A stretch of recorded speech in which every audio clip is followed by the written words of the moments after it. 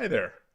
It is Monday. It's the start of a new week, and this past weekend was the US Shogi Championship. I streamed day one, and I had a Shogi Club meetup on Sunday, so I didn't stream it. I watched as much as I could, hung out in the chat, tried to help a little bit with what I saw. But yeah, it was a good event. It was a good event. It's over, and some interesting results. And congrats to everyone who played. It seems like it was a great event. I haven't heard any complaints yet, so I'm sure it went off nicely. And just real strong Class A this year. I was kind of amazed watching the results come in, and just seeing who was doing well, who was not doing well, who was doing well, and just real strong stuff. This has to be, in the 3 years that I've been sort of associated with the US Shogi Championship. Hey, Fordu, nice to see you. In the 3 years that I've been associated with it, this seems to me to have been the strongest Class A. And I think that's a good thing. It's a good thing. The overall numbers, I think, were 42 players. Originally, it was 44. Maybe 2 people didn't show up, but 42 players seem to have played, which is, I think, about what we had last year, which I think is about what we had the year before. So I'm not sure if there's any growth. Hey, Adrian Shogi, great to see you. Did you? No, I did not watch the winner versus the pro game. I have that hang up. Like I have no care about the pros. I'm an amateur fanboy. I have no. It just doesn't. The pro games just don't interest me. Like when I win the US Shogi Championship, I'll sort of just I'll give it up. I'll give that privilege up to the second place person. It's just not. Oh, they played no handicap. Oh, that's interesting. That's interesting. Now you're talking. Now you're talking. Hey, Scooter Skits, good to see you. Welcome. No handicap. Wow.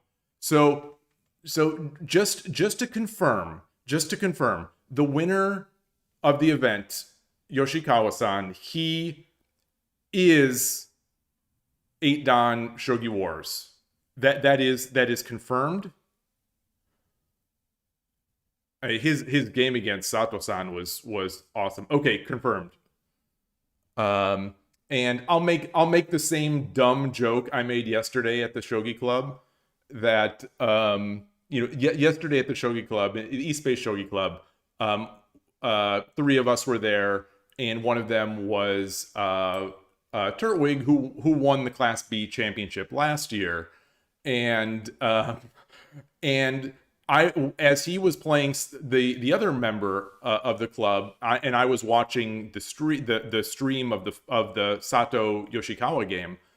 The last 10 moves or more of that game, I guessed the right move. I saw the move, and what I thought was the best move is what Yoshikawa did. So naturally, that means I'm as good as Yoshikawa. So really, had I been there, I was speculating that I probably would have won the championship. But then reality hit me, and Turtwig beat me yesterday twice at the club. So if he and I would have gone, he would have probably won the event, and I would have come in second. So that's the same dumb joke that I made. So I figured I might as well make it. You say, have a good Monday. Stop to check in real quick while you're waiting in line to get the title to your new truck transferred over. Oh, DMV stuff. DMV and bureaucracy. Now you're talking. I should change the subject of the stream from the US Shogi Championship and 10-second games to DMV bureaucracy talk. That's how it's done. That'll actually get me more viewers. I think that will get me more viewers than Shogi. Speaking of that, I was disappointed to see the viewer numbers. I'm not going to lie. I was disappointed to see the viewer counts for the stream yesterday and for my stream and the main stream on Saturday. But my disappointment is no one else's problems but my own. Hey, Emperor Rex, nice to see you. Okay, you're gonna do a video on the game, Adrian Shogi. Awesome. Oh, I look forward to it. I see that Z-Kid, Grandmaster Zerk, created a study on the shogi of his games. I have barely looked at it. The one thing I wanted to look at was during the game, while I was watching, I think it was Sunday morning, I was watching him play Spinal Tap, and I was convinced that Spinal Tap had mate on the board. Spinal Tap had an attack going, and then he made it looks like he made a Tsumero threat, thinking that he was safe. I'm convinced there was a mate there. But obviously I'm an idiot.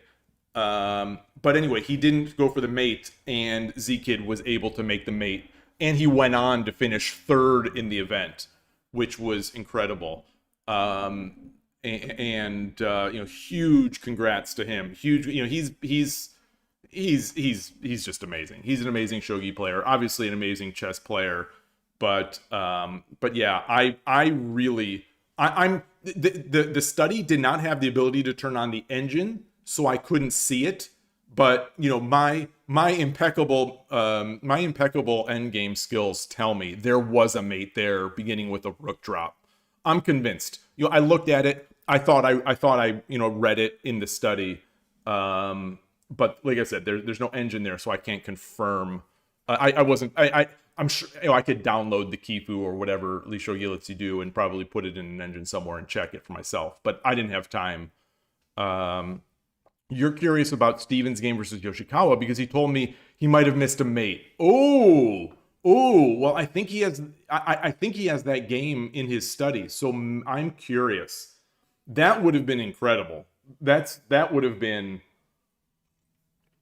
That's why they play the game. Because ratings and everything, gaps, it matters, of course, but anyone can win, which sort of brings me to the my next topic. One thing I did want to mention, but I see Lorenzo Coco, you've joined on. Greetings. You say, surely many enrolled in US Shogi Championship only when they learned Shogi Dad was not participating. That's the rumor. That's what I hear.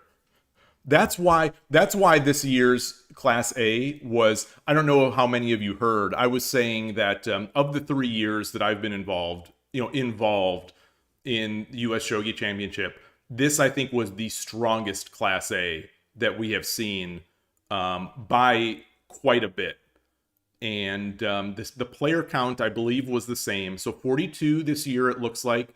I think there were around 42 last year, and I think there were around 40 or 42 the year before. So same number of people, but Class A this year was stacked.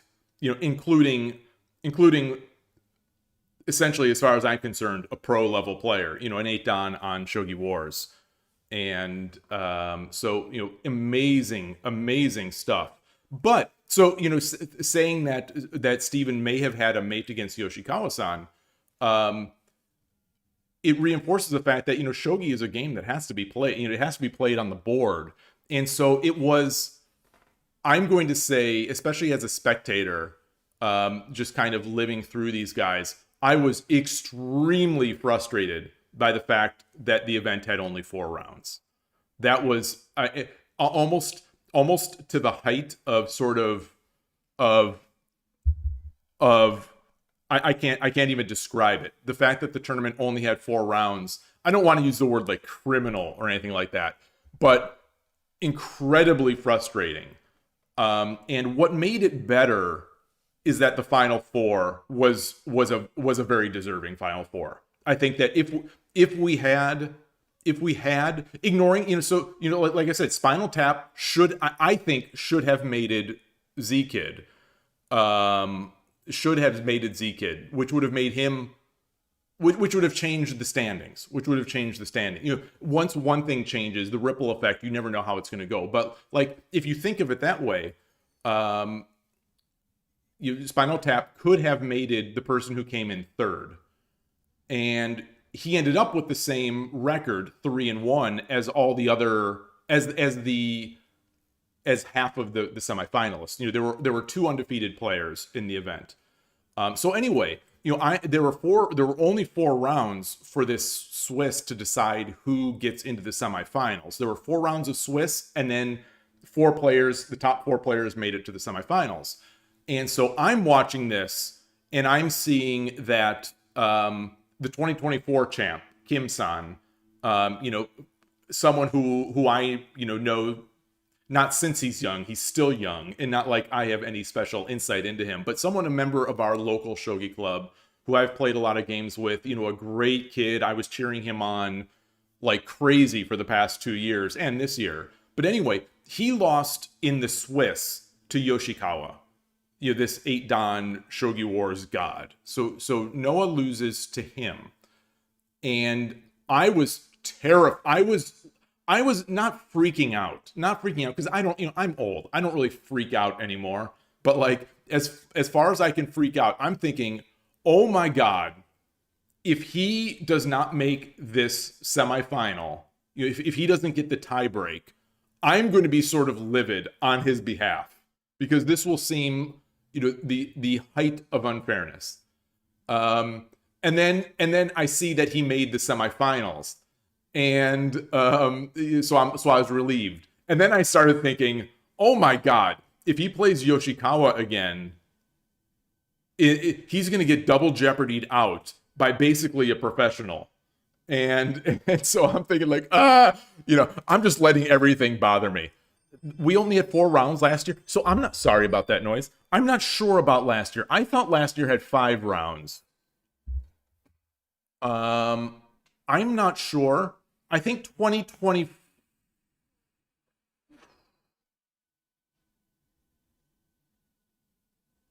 One, two. So I played Tomita, Rico, Jin, Maple Sugar Lover.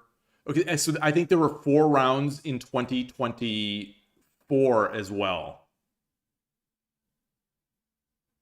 But so what got me thinking, so that wasn't as big a problem in 2024 or 2025 even, I think, because the skill level, though it was high, the skill level in 2024 and 2025 was very much, I would say very much contained in the top 3, top 4 players.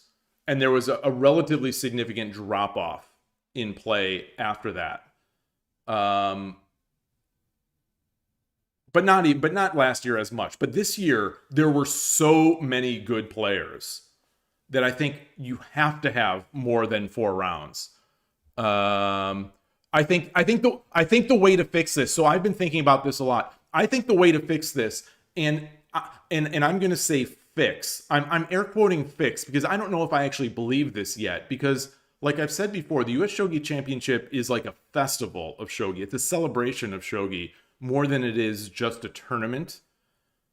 But I would say that team tournament is as fun as it is, and as the team tournament has some of my best over-the-board wins in my entire life, I would say the team tournament needs to go. The team tournament is essentially worthless. It's meaningless. The team tournament is meaningless. We don't have enough regions.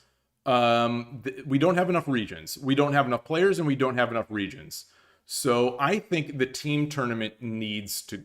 I think the team tournament needs to be sacrificed or changed to be able to get in at least another round of the main bracket.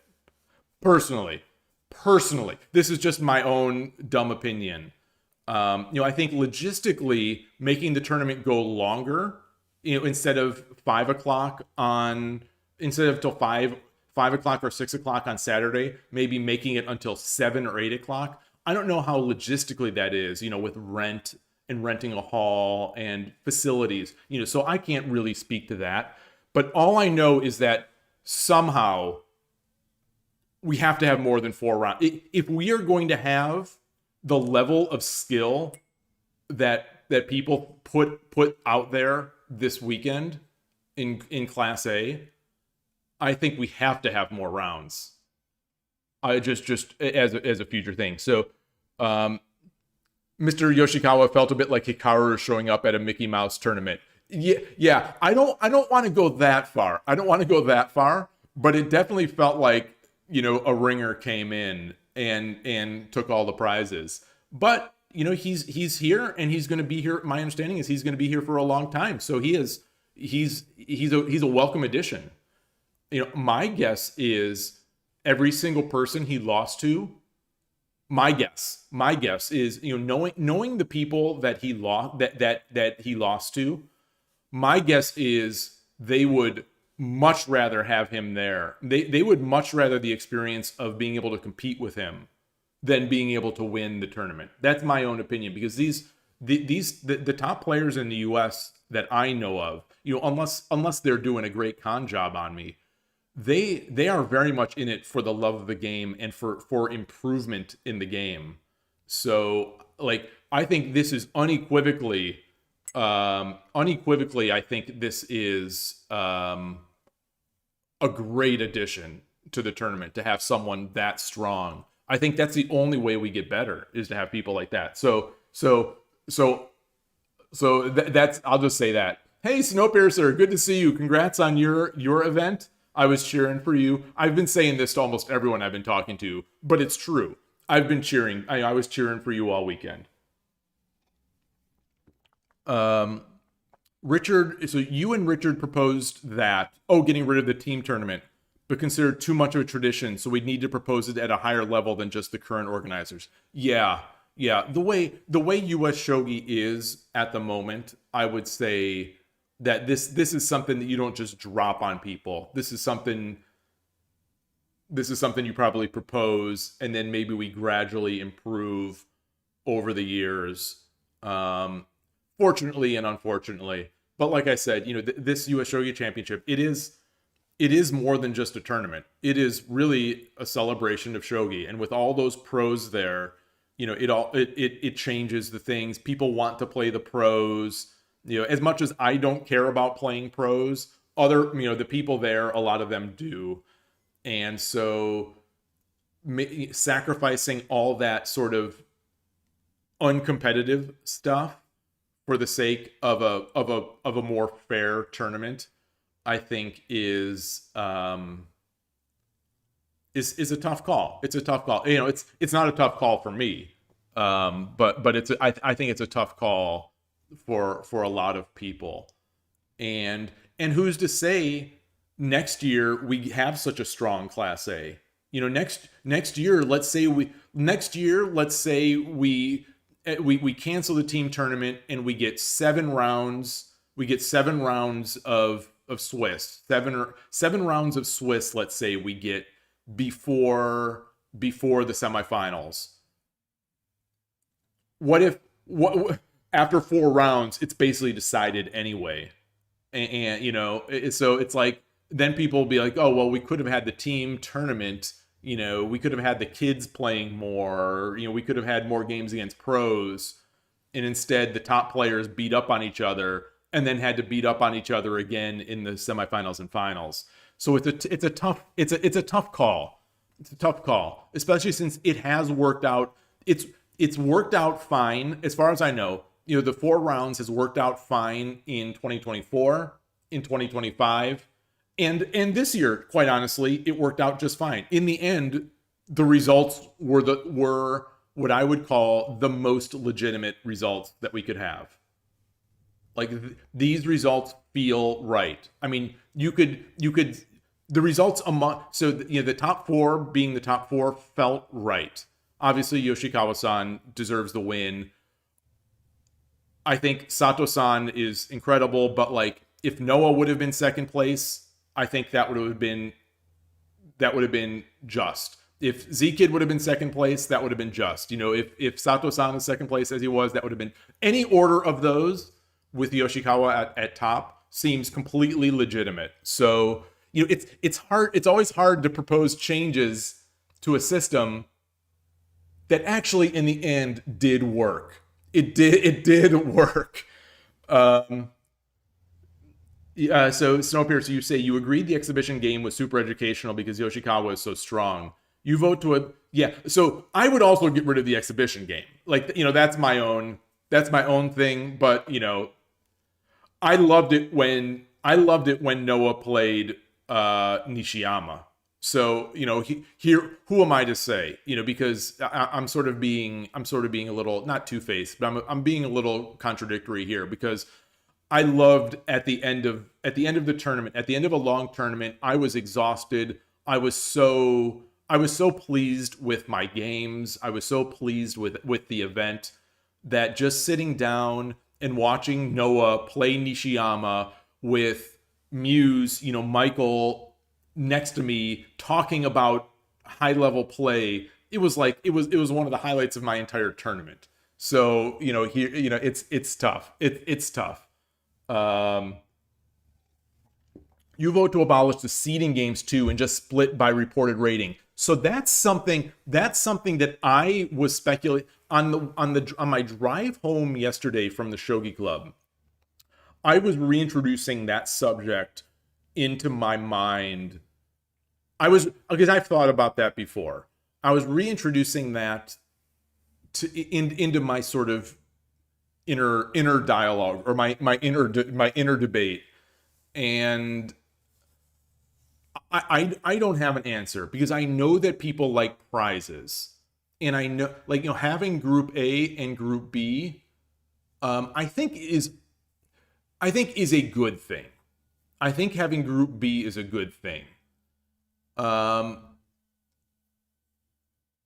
the question is,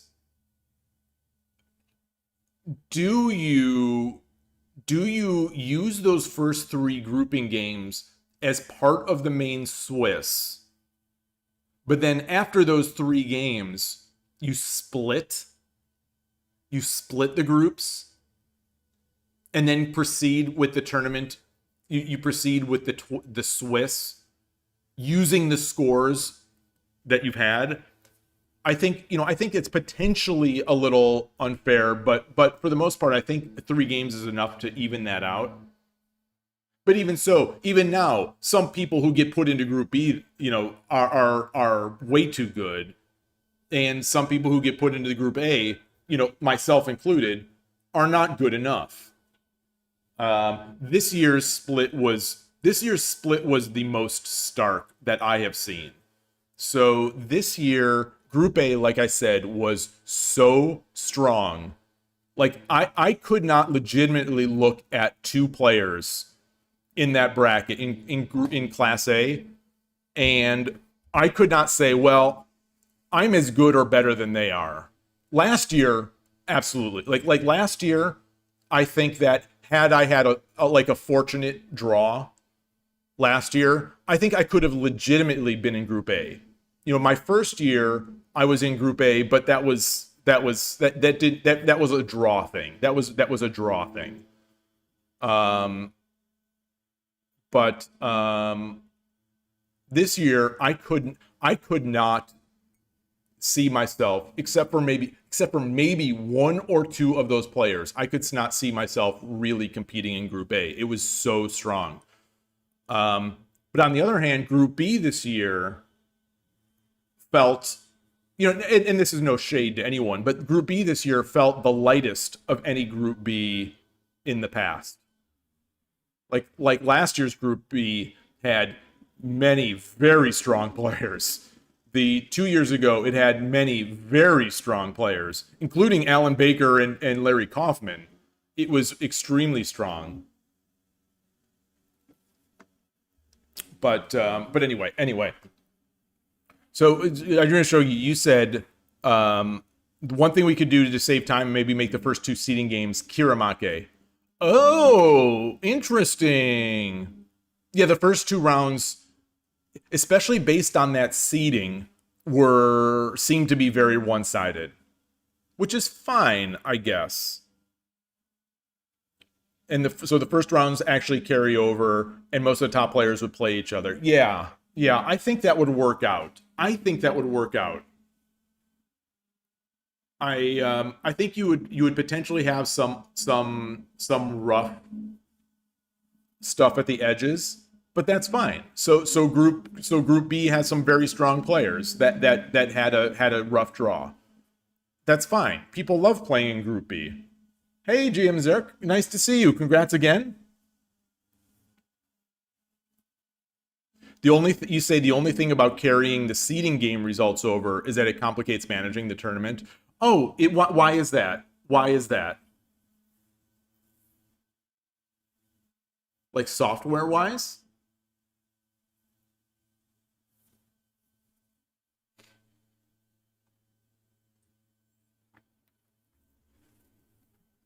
Oh yeah, it's absolutely simpler to start two new tournaments. I agree, but I don't think it would be the end of the world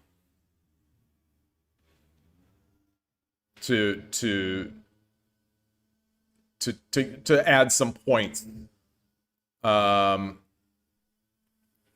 yeah, yeah. I Dream of Shogi's app is really nice. It's the thing I was showing on stream a bit. So if we go to how is this looking? How is this fitting on stream? Yeah, this is mostly fitting. So this is I was living and breathing by this app until the semifinals when you all stopped updating this. But it said round five. There was no round five, but you were able to take these placements here as the top four for Group A and the top four for Group B. I think this turned out to be the top four. In the end, it was Shimoda-san and Hattori-san that played in the finals, and Hattori won that game. I was cheering for Shimoda-san. I'm a local fanboy, so I was cheering for him. But I'm really glad he was able to make this. So one thing that I would suggest, you say it needs polish. I think I think it looks great so far, and there's nice things to do. I think the things that I would suggest as a user for this would be, one, a way to just reload to the latest. I could not see any way to reload any reload. So what I did was reload the page and then reload the tournament that I'm looking at. So there was no way for me to just refresh this. The other thing I would say is that there should be some way to make a public view of this. I figured as much, that the main use case was for you to do the Swiss pairings, and you didn't need to do that for the semifinals and finals. I figured as much, but I think with very little additions, this could have exported to a public viewable page so that people could have followed along. Because that's one thing that I noticed, and I tried to help out where I could, especially on Sunday, by putting in context for the stream. But otherwise, people had no idea who was playing. I was able basically to make out people by their hands or by their. It's funny how after just 2 years of being involved in these tournaments, I could tell the mannerisms. Well, I've played him enough, so I know the mannerisms, say, of Noah, and so I could tell it was him. I could tell the mannerisms of Sato-san, so I knew it was him. I knew, pretty certain it was him. Steven, I know because I know him, and he is not like most of the other players. The person I didn't know, Spinal Tap, once I know, I'd be able to pick him out pretty easily on there as well. So I was trying to put names in the stream.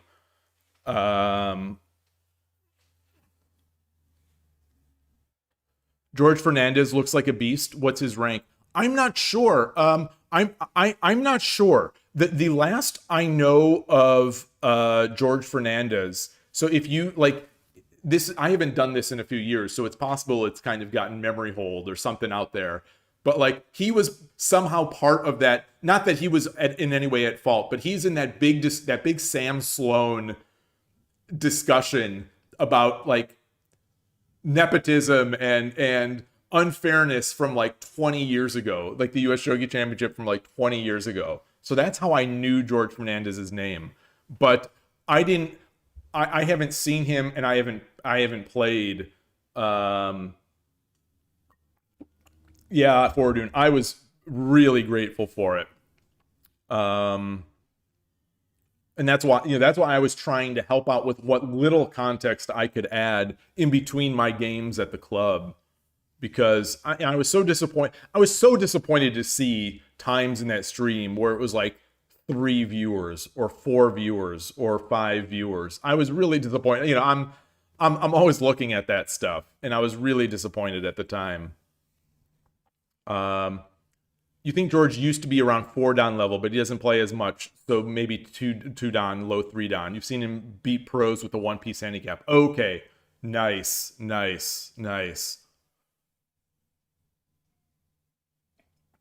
Yeah, I didn't see any of his games, so I don't know what he looks like or what his style is. I was semi surprised to see Sam Sloan was not there. I think last year there was a viewer who used to come a lot, and I'm not sure why he stopped, but maybe my shtick finally wore out on him. But TransportPKMN used to be a viewer on the stream, and I definitely miss him. But we'd have some Sam Sloan talk, and I think there was some speculation way back when that Sam might come and play at the New York Championship. You wish you could have done more production value, but needed your laptop to manage the tournament, so the stream was the Streamlabs app on your phone. Ah, yeah. So that was the only, I don't want to use the word criticism at all. That was, it was really nice to have the sound. So versus last year, where we had great camera work, and we had a very handsome stream runner. We had a very handsome, very smart, very educated, sophisticated, strong shogi player who was manning the stream booth last year, and we had a beautiful stream. We didn't have any sound. This year we had sound, but I think the things that we were missing from this year's stream was context. Like no one was saying who was actually playing, which made it harder, I think, for people to engage. If I'm looking back at things that we can improve maybe next time, there was no context of who was playing. There was the pieces themselves, I think, were just not. It's possible maybe you didn't have any 1-character pieces, but the combination of the fact that the board was zoomed out, so it was so small, and the board was viewed at a tilt, which just made it, I think, awkward to see. That in conjunction with not having I think 1-character pieces could have helped there. It wouldn't have solved the problem, but it would have made it easier. Because just speaking for myself, when I was restreaming the event on Saturday, I literally had to look at my side machine. So I've got this, my side chat machine is this 14-inch display. My main machine is like a 12-inch display. As ridiculous as it sounds, the machine I stream on is 12, or maybe this is 13. I don't remember, but it's tiny. So I could not, with my old man eyes, I could not make out those pieces on this screen. So I had to sort of fully maximize the window on my desk, I had to fully maximize the window on this machine, which meant I couldn't see chat. Hey, Mako, thank you for the subscription with Prime. 7 months. Thank you. Hey, Go Henro, great to see you. It's been a while. Nice to see you. So it was like for me, it was very tough to watch. And actually, I'm getting new glasses tomorrow. It's funny, I'm gonna blame I Dream of Shogi. I was leaning in so close to my laptop to see the stream. I leaned in so close that my glasses hit this part of the frame, and now I have a slice on the lens of my glasses. GM Zerk subscribing as Prime. Thank you, thank you, thank you. Oh, I appreciate it. I really appreciate it. So tomorrow I have an eye appointment. I need it. I need. I'm you know I think I'm finally going to try to get progressive again because I'm at that weird range. Anyway, no one needs to hear my old man talk, but yeah, I think that was really unfortunate that the view was so far out and the pieces were two character pieces. So in the future, maybe that's something, especially if the technical side is more difficult to come by. Maybe making up for that with some single character pieces would. Kosher, yeah. Hey, how are you? Yeah, that's true. I'm not old. I mean, I think of myself as old. I'm only 28. So it's funny. It's the age I jokingly lie about being is usually 36. But that is so old, I think, to most people that I can't even joke about that now. So I have to joke about being 28. You read a great definition of old. You're old when if people found out that you died, they wouldn't ask how. Yeah. That's not to be morbid or anything like that, but a friend of my brother's died relatively recently, and I said to him, wow, that's amazing that he died. But as I'm talking to you on the phone, wow, it's amazing to me that it's not even a surprise to me. Are we that old that this doesn't feel? And keep in mind, my brother is younger than I am, and his friend is younger as well. I'm so old that it's like it's not like, oh, he was so young anymore. It's not even like that. But to me, and I've said this on stream before. I said this before on stream, and not to derail too much, but for me, I have in my life never felt old. I keep in shape, I exercise, I keep my mind I'm always doing something. I don't feel old. I like to think I don't look old, but I don't feel old. The first thing that made me feel old, and this is the only thing that makes me feel old and down, like sort of, if I allow myself to get down in the dumps about age or something like that, it's only because of this one thing, and it's because it's my vision. It's my vision that getting to the point where now I literally need 3 ranges of glasses to be able to do distance, computer, and reading. 3 different layers there. And as someone who, for all my life, I've been programming, and just, my hobby and my profession and my livelihood and my life to a large extent is programming and using computers. And it's something that all my life I have loved and continue to love.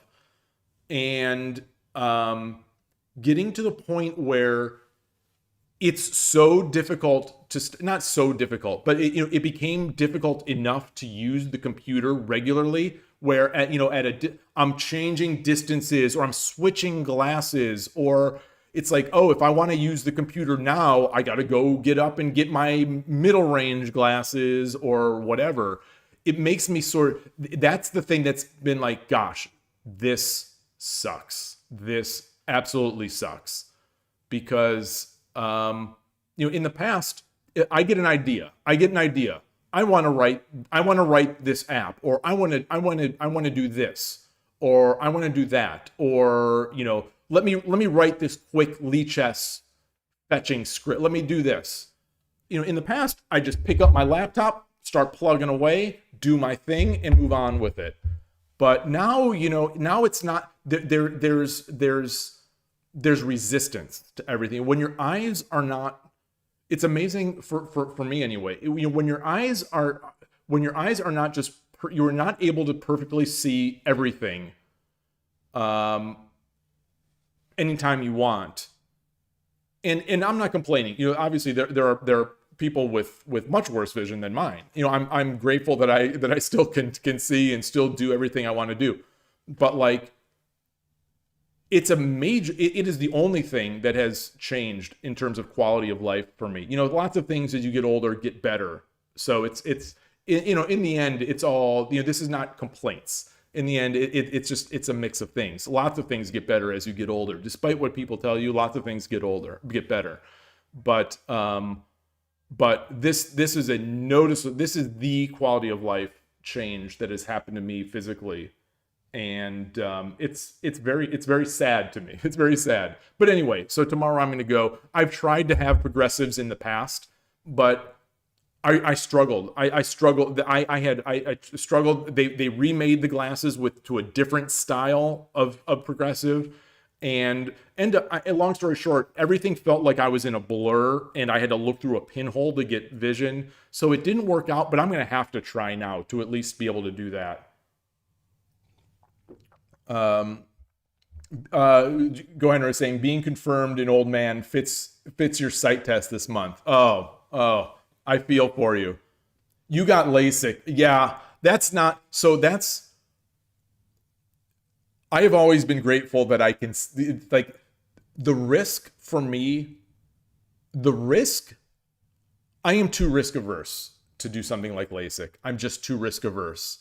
And my expectation is, even if I got LASIK, my eyes are still changing. My eyes are still changing, and I wouldn't want to have to go through that again and continue that.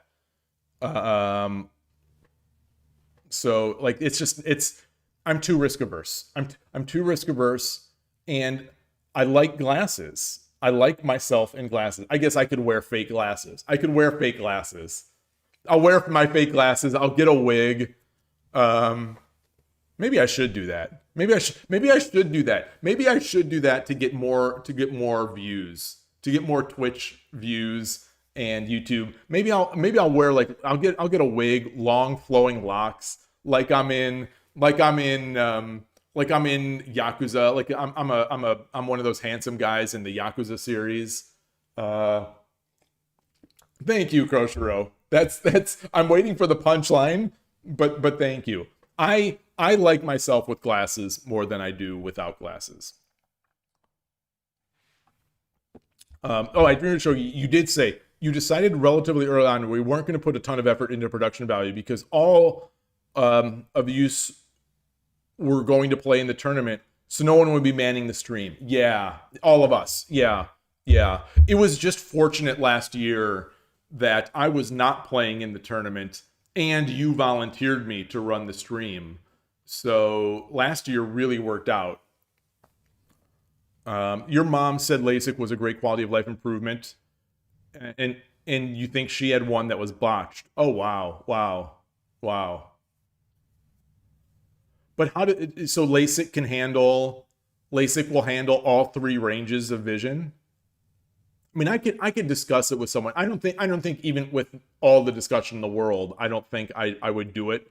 I think I'm just too risk averse for that. Like, a life with 3 sets of glasses to me is, infinitely better than a life of lost vision, for me in my current state. So I would probably not risk it.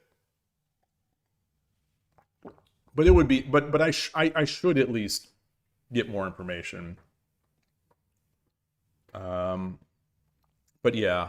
So anyway, the stream was great. It was great. Like I said, I tried to help out in adding context when I could, because I know the players, and it was nice to see it. At some points in the stream, it looked like there were more than 10 people watching. I'm still disappointed. I'm still disappointed that it was only 10, but it is what it is. I think I have not made my peace with how small the English language shogi watching community is. I have not made my peace with it, but I'm trying. I am honestly trying. It's still to this day. I'm every day I'm like, what can be done? What can be done to get this game out there and in more people's eyeballs? I talk more. I talk. No, the US Championship is a weekend event, so it finished yesterday. Total viewers was greater than 500 for day 2. Oh, nice. That's nice. That's great. I wonder how many of those are from Japan. That's something that I discovered with my channel, is that at the end of the day, when I'm disappointed by the amount of traction that I got in the English language shogi world, I only have to look at the numbers to get even more disappointed, because over 30% of my largest audience is from Japan. So it's great to have those viewers. It's tremendous, and it's such an honor that so many of my viewers are from Japan. But that just means that this world of English language shogi people that I thought was small is actually smaller than I thought, because my largest viewing audience is Japanese. The German championship was this. The German championship was this weekend as well. Wait, what's that? Smoglet, hello, thank you for that raid. Thank you so much. Thank you for that raid. Hope you had a nice stream. I've been watching and lurking. I've been lurking on your streams. You had a nice music stream the other day, so thank you for that. Welcome everybody. We're talking about this past weekend's United States Shogi Championship, and I was not there this year. It was held in New York. It looks like it was a great event. I've only heard good things so far, and the games were streamed, so I was able to, or the top board was streamed, so I was able to see some really nice stuff, and just looks like it was a great time. We have a great new champion in the United States here. Sounds like he's potentially going to be a mainstay in the US for at least a few years, and yeah. You watched some 1800s game today over the board. Oh, you're way out of your depth. It was fun. Oh, wow. Like 1800s, like 1800s years, not 1800 Yloigh. Like like not 1800s rating. 1800s, like is that Shusaku's time? Shusaku is 1850s, right? Shua versus Ota Yuzo. I see. Honimbo Shua.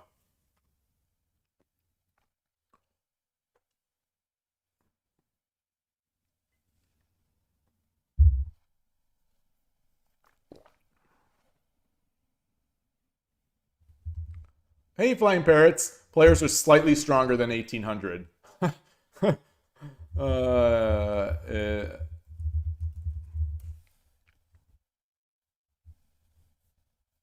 My favorite Honimbo. So if you're watching Honimbo Shua, my favorite Honimbo is Kuwabara Honimbo.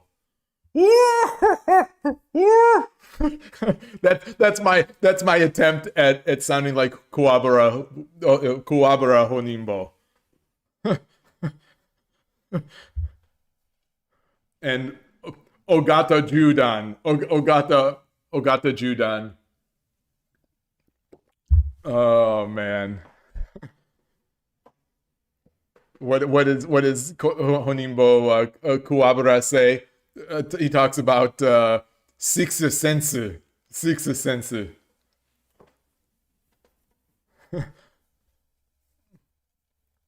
And the Novo Volga, the new wave coming. Oh boy. Yeah. Does the United States have a is there a United States Go Championship? There is, right? Is it held as part of the Congress?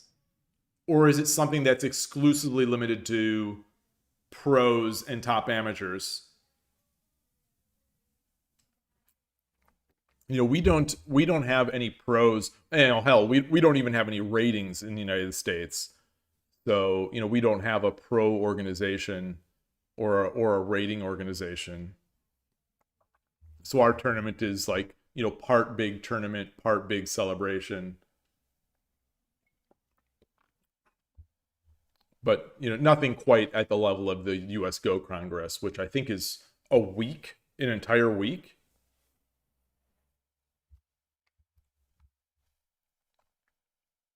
Nothing, but Jack Lantern did some good work on generating ratings from past tournaments. Yeah, yeah. I still think now, I still think we don't even need to do that. I still think we can just use online ratings. I think we could seed ratings perfectly with Shogi Wars and or adjusted 81 Dojo ratings. Like, I think that would be, I think that would work. Everyone, just air quoting, everyone that matters plays at Shogi Wars or 81 Dojo, such that it'd be really easy to get preliminary seeding for, not seeding like a tournament seeding, like seeding the initial ranks with that. And so, I've always thought, in my mind, a couple of years ago, when I was thinking about how I might do this, would be like, if I was going to hold a tournament here in my backyard, it would be like, well, I'd seed it with 81 Dojo, and that would begin our US Shogi. Will I play on Shogi Wars today? No, I don't think I'll play on Shogi Wars. I'll play on 81 Dojo. Shogi Wars. So I have a complicated relationship with Shogi Wars these days. I have not quite forgiven them at this point for not answering any of my emails, not answering any of my contact. As some of you know, I tried to contact them to do some sort of promotional activities, to be able to run tournaments with prizes that I pay for. I'm not asking them for anything, really, except for some way to do tournaments, and I could buy, premium memberships and things like that as prizes. Just long story short, I've tried to contact them, and it's, when I was streaming, especially, and a little bit afterwards, just to try to get something with them. And they didn't even respond. They didn't even respond. So, it really, for me, it sort of came to a head. It really sort of came, around when I stopped regularly streaming a month or so ago.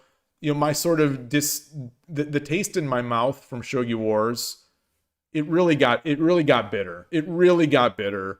And so I have not renewed my membership with Shogi Wars.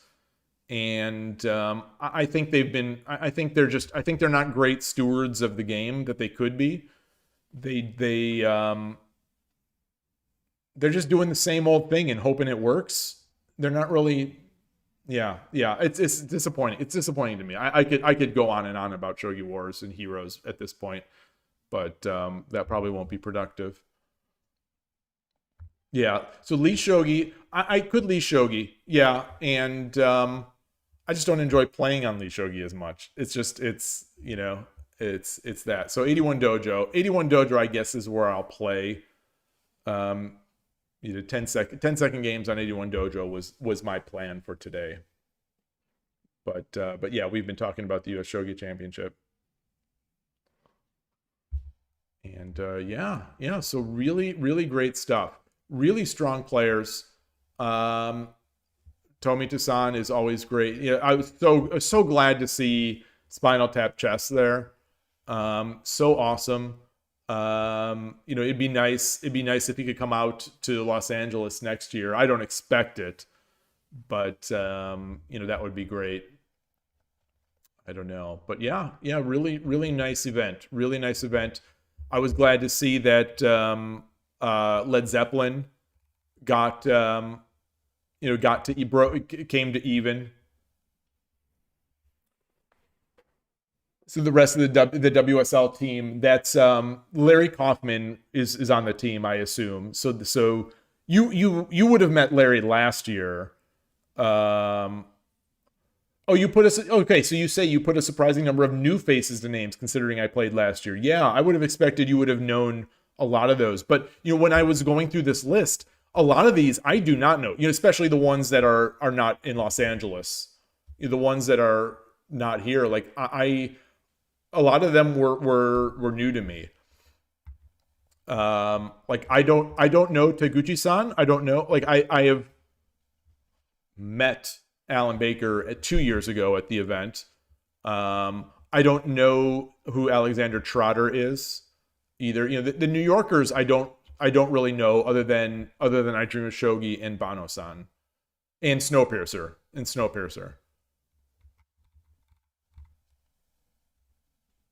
But there's another name from New York who I don't know. Oh, Alex was at the event in SF? Okay. Did I meet him? I must have.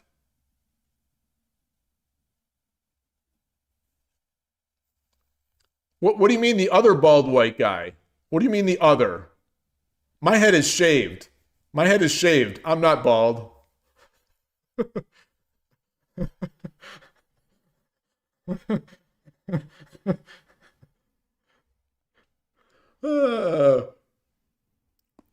Next year's US Shogi Championship, I'm wearing a wig. Screw you. I'm wearing a big wig next year. I'm gonna have like Kenny G hair. I am going to next year. I'm gonna come and you all are gonna be like, who is that winning every single game? Who is that Group A player who looks like Kenny G? And and I'll just say, oh, hi there. Oh boy, how is Tekken going? Oh, that's a good question. Here's how Tekken is going. I've been playing a lot of Virtua Fighter. Virtua Fighter 5 has been my game for the past few weeks.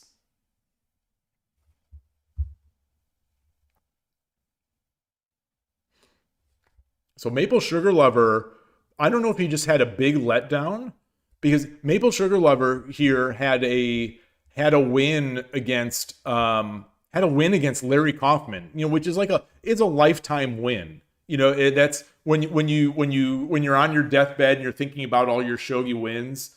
Winning a tournament match against Grandmaster Larry Kaufman would be one of those to treasure forever. But that was it for him. Surprising, because he's I assume he was very strong 2 years ago. I assume he's even stronger now. Let's see, did he just have a real rough bracket? Like I said, Class A this year was absurd. Class A was ridiculously strong this year. Okay, so Bano-san, I wonder if this was a close game. This is tough because Bano-san can play Anaguma. I think he is an Anaguma player, so I don't know if he played Anaguma against Third File Rook, and that seems rough. So this is an understandable loss. Shimura-san has been playing like a god lately. He's been playing so well. So I was really glad to see he did. I think he do 3-1? He went 3-1, right? Did he not go 3-1? Where is he? There he is. Yeah, 3-1. Yeah, he went 3-1. I was so glad to see him 3-1. So that's a tough game.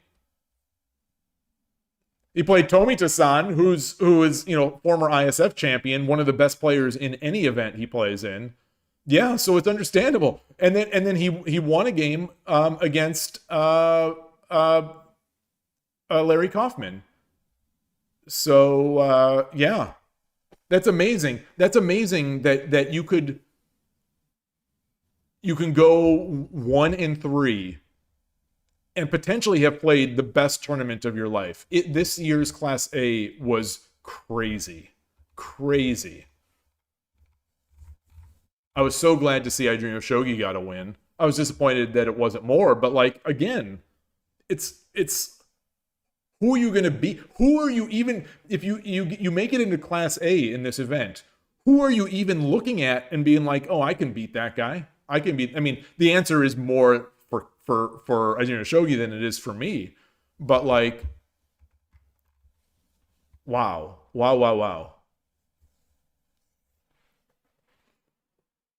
Oh, you had a winning move versus Shimura-san that you found in post-game, just didn't find it in game. He's so resilient, you know, in my experience anyway. He's so resilient, and I have won 3 games against him. There was one I've won 3 times in my life against Shimura-san, and this is when he was 2-dan 81 dojo. I think he's leveled up a lot in the past year, but there was the double Onaguma game that I won on stream. So on stream, this was the game Koshiro had taught me how to break down Onaguma like the day before, and the next day it was one of those SF Shogi Club online meetups, and I was streaming it, and I broke down his Onaguma. In a double, I was a Nakabisha Onaguma player in those days, so I won that game online, and then I have at the local club I've won against him twice, as an Urashino Ryu player, but lately also, the point of the story is that lately he also came out to the East Bay Club once, and I was playing, Torizashi. He was playing, static, or he was playing. He tried to play third file rook, and I did a Koshiro trap against. He's normally a static rook player, but he tried to do third file, and I got a Koshiro trap against him, and I still lost that game. So my point is, even when I have big advantages against him, and I think I've a couple times had winning, if not outright winning positions, very strong positions against him. And I haven't been able to convert because he's so resilient. He's so resilient and creative. He's sort of creatively attacked in ways that make it very difficult for me to continue my attack. At least that's how I perceive it against me. And he's leveled up a lot in the past year. But then again, you have also leveled up. So like if you two would sit down at the board, I would say in my mind, I put I Dream of Shogi at like a 55 to 60% chance to win that game. That's my odds making, my bookmaking of those games. That's my concept of it. Maxwell Cafe, hello, nice to see you. My brother got a Hario Switch, and I told him about my recipe, the recipe that I use, that I got from your recommendation, but I could not find that online, either in my YouTube history or anything.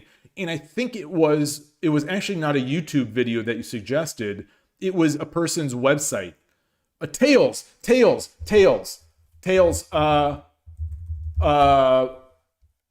Yes. So I'll have to find this. Yeah, I'll have to find it. So he's been using that recipe, but I haven't been able to give him sort of the source of it. It's two. It's basically the 2 minute. You fill like 60% of it with the valve closed, and it sits for 2 minutes. And then you start draining and fill the second part after that. So that recipe, I could not find that online.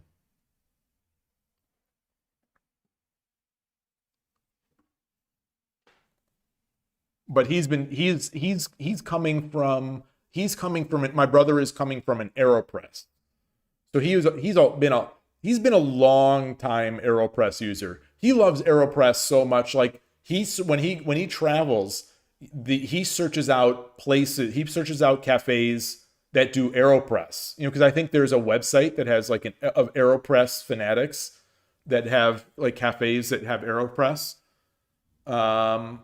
And I think what has bothered him recently is, did they just get bought out by some private equity? I don't know, but like, the prices have gone through the roof unrealistically for AeroPress. The glass one is really expensive, and he also he wants to just avoid having his water sitting in plastic more.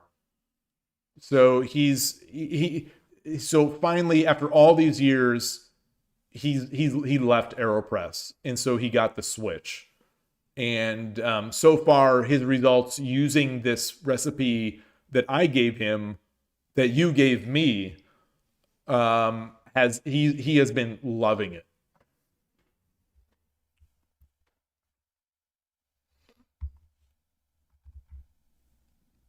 So okay, so Led Zeppelin won against Iwasaki-san, and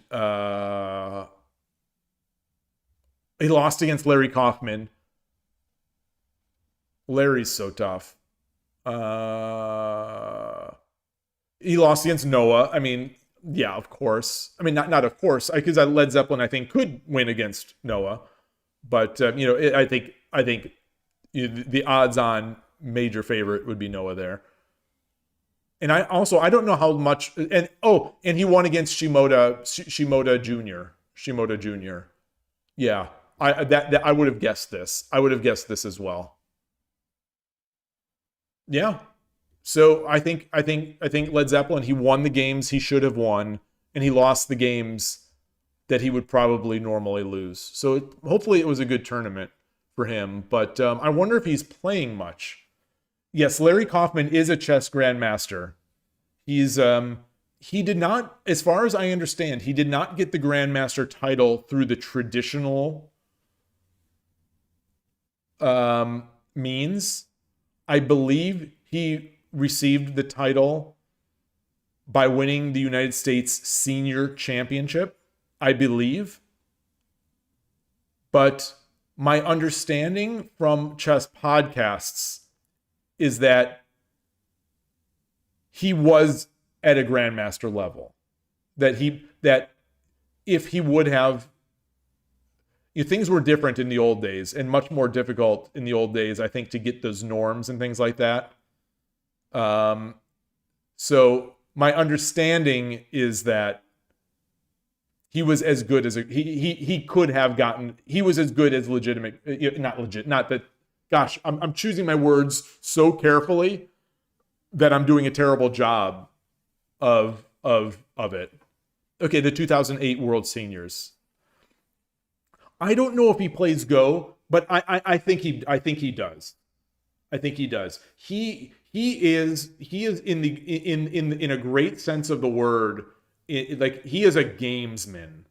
There are a lot of those people. I think of that generation. A lot of those chess players who I would call gamesmen or games players, where they just love games. They love these brain games.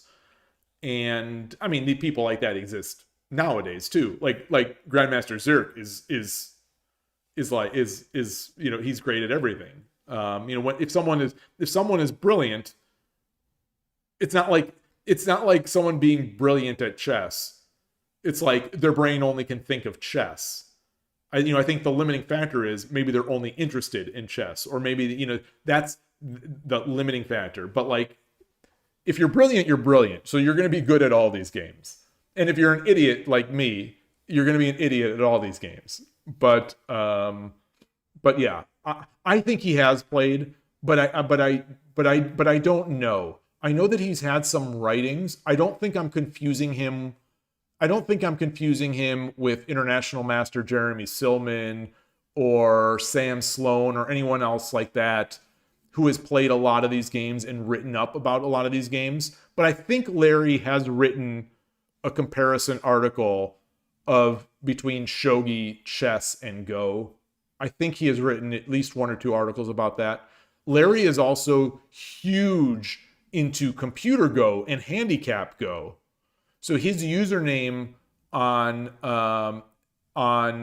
computer chess, his username on 81 Dojo is Komodo, and I believe that is in relation to, there's a Komodo chess product, a chess engine that he, I don't know how much of his role, I don't know what his role is, but I know that he's been heavily involved in Komodo. Foradun, you still AeroPress when making a solo cup, but normally use a French press. Oh, interesting. The French press for me, it doesn't, the French press, I don't enjoy French press as much. I like it from there, but I don't like it as much as pour over or Hario or AeroPress. Or actually, or most things. But I think the problem is that with French press, I've never used the quality level of coffee that I have by the other methods. So I think it might just be unfair. I haven't tried as hard to be good with French press as I have with the others. So I think it's probably a me thing.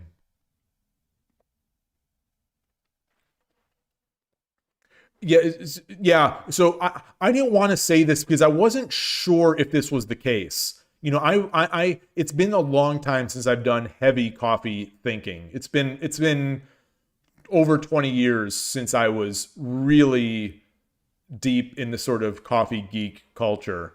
But my impression is that French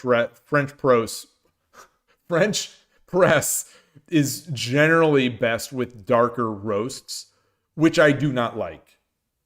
So, you know, I think that's also, it's just a preference thing. I do not like dark roasts very much. From any method. Except for maybe espresso. But like, you know.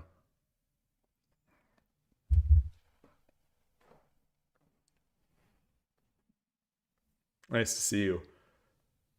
James Hoffman has a great video on making a good French press. Thank you, Vexel Cafe. Thank you. Okay, perfect.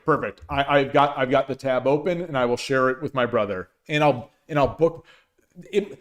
I bet this is why it didn't show up in my history, because it's a short. I bet that's why.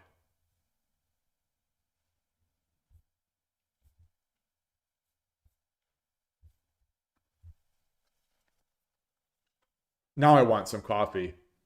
Now I want to go to a coffee shop and read my book. Oh, so tangential. This is only tangential to shogi because the author is has Japanese heritage.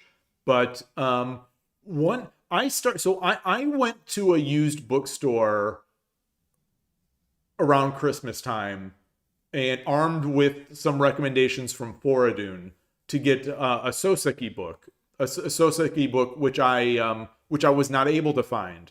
But I found another Soseki book, which I did read, and it was good. I'm blanking at the name right now. But I also, because I was a fan of the movie, I saw that this book was available, and it was by a guy named Ishiguro. And it's Remains of the Day. So if you've seen the movie with Anthony Hopkins and Emma Thompson, it's Remains of the Day. And I didn't even know it was a book. And I didn't even know it was such a well-awarded book. But anyway, I got it. And I read it. And it was brilliant. This Ishiguro book, Remains of the Day, I was. Oh, you read it recently too, GM Zurich. Oh, nice. Did you like it? Hey, Jian, nice to see you. I was blown away. I was blown away by the book. I loved the movie, but I got the book and I was blown away by the book. So it was not a one sitting read for me, which I have rarely done. I usually say, like, if something is a one sitting read for me, that's how I know it's like it really made an impact on me. It wasn't a one sitting read to me, but I think it's because I'm older now and I don't think I can do a one sitting read. And I kind of savor things. I savor things and reread them. Reread over and I don't let myself, like, if I lose if I sort of start wandering a bit while I'm reading a book, I'll force myself to go back and reread to make sure I remember what is actually going on. But anyway, it's brilliant. The way the depth of sort of thought and emotion that's conveyed in the simplest of language. I can't even put it into words what I think about Remains of the Day. So anyway, so you weren't blown away in that sense. Okay. Yeah, understandable. So, I am such a nerd. Like, I love Downton Abbey. So anything with sort of the period, or not that was a little after, but that period of time in the peerage and in that way of life is fascinating to me. So anyway, so I'm like, okay, well, what else has Ishiguro done? And I look him up and I see, like, he's a Japanese person, I think, raised in England. I don't remember now. But this was a Japanese person that wrote this Remains of the Day. This eminently British, this story of, this service story, a butler. He's a butler, for people who didn't know. And it's essentially the story of it's a story of decades of the butler's service through his remembrances around the time of before and after World War II. And so I looked it up and I see that there's another book from him that's well regarded, that's called Artist in a Floating World. And I see that this had great reviews, and it's about, basically it's now set in Japan. It's now set in post-war Japan. It sounds almost like a similar theme of similar topic of the changes from pre to post-war Japan, World War II. And so that's a subject that I'm interested in. So I thought, I've got to get this book. And so when I was in New Jersey with my daughter, with my wife, we went to New Jersey to visit my daughter recently. I thought, I'm going to get this book I'm going to get this Artist of Floating World book from Ishiguro. And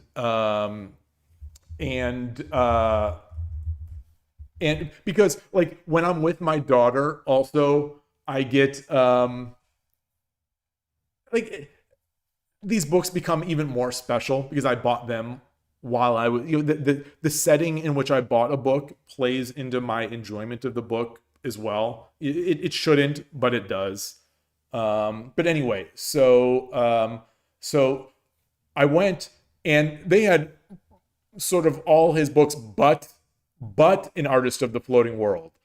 So I got Never Let Me Go, which is another book that I think is well regarded of his. Never Let Me Go. I bought that, and I came home, but when I got that, but while we were at the library near the university, my wife and I were basically wasting some time. We went to the library. I got an Artist of the Floating World and read through like half of it at the library. It was amazing, but I couldn't take it home from New Jersey, so I figured, all right, well, we'll go home. I'll read. I'll read. I'll read the book that I got, which is Never Let Me Go, and then I'll buy An Artist of the Floating World. And so I read Never Let Me Go, and this is not like those, but it's the same Ishiguro, what I assume is this Ishiguro style, where it's heavy on reminiscing, where stories are told, the history is sort of told through the remembrances of the main character. And this book, this book, it's called Never Let Me Go. It is one of like the most poignant books I have ever read. It didn't quite grab me immediately, but it just kept grabbing as it went on. And it is up there in my list of one of the best books that I have ever read. I'm not a literary critic. I'm not the most, I read a lot, but I am not the most sophisticated reader. I have written in the past, so I know a little bit about stuff, but like I am not that sophisticated. So like, take any recommendations with a grain of salt, or any reviews with a grain of salt. But this book, even more, Remains of the Day, the setting is so special to me, and I love how it was presented. But Never Let Me Go, it really grabbed me. And then since then I went to the library and I got An Artist of the Floating World, and I'm halfway through. After one day, I'm halfway through that now, or after 2 days, I'm halfway through that, and it's incredible. Yeah,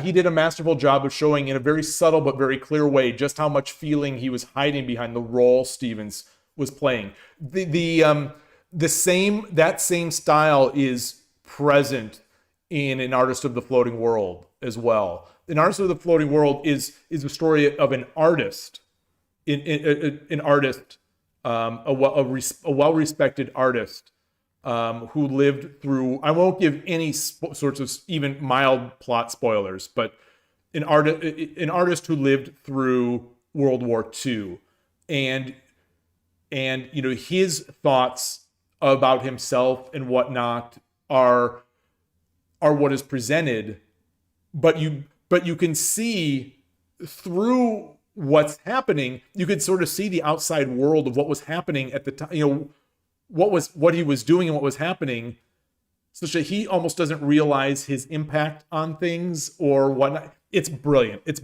I am loving An Artist of the Floating World as much or more than either of Remains of the Day and Never Let Me Go. But so I feel like I found this new author that he has other books as well. I'm so excited to finish. I don't want to be in the state where I'm excited to finish a book so I can move on to the next. But like I am. It's like I found this hidden treasure. This hidden treasure who's won like countless awards for his literature, but it's so good. Grounds for thought. You say he won the Nobel Prize in Literature. Never Let Me Go and Buried Giant are others. Yeah. Never Let Me Go is the one that I just finished, and oh my gosh, I don't have another word for it besides poignant. It doesn't feel like poignant is even the best word for it. My own vocabulary and my own inability to express my thoughts makes it difficult to really express the feeling that I had while reading, and in particular finishing that book. But Ishiguro is amazing. A British, I think he's a British Japanese man. Hey, VMD Ayaka, nice to see you. There's no mentions of shogi, but so you thought the Reigns of the Day was kind of one-dimensional, the sole theme of the book, which played out just as how you expected. Yeah.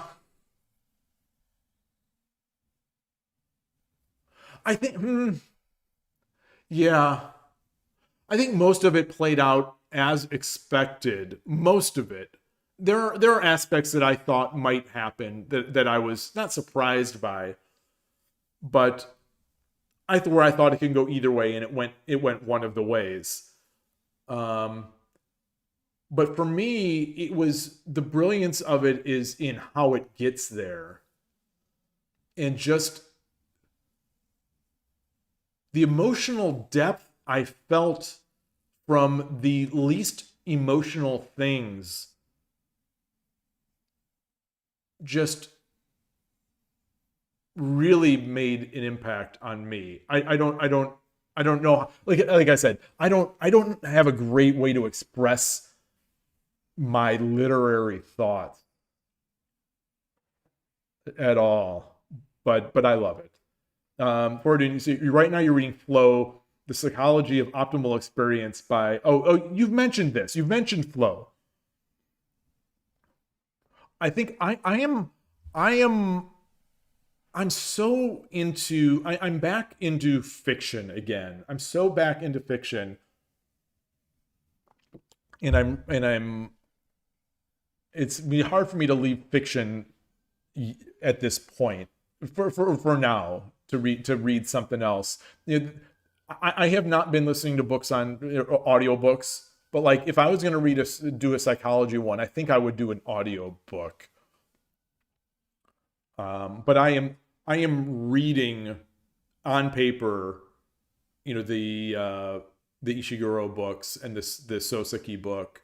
I would like also.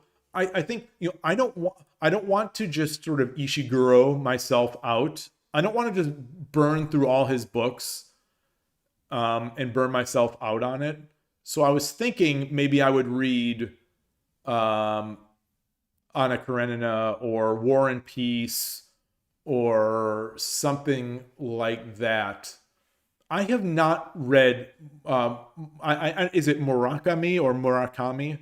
I have not read anything. Is that the one with the cat books and the cafe books?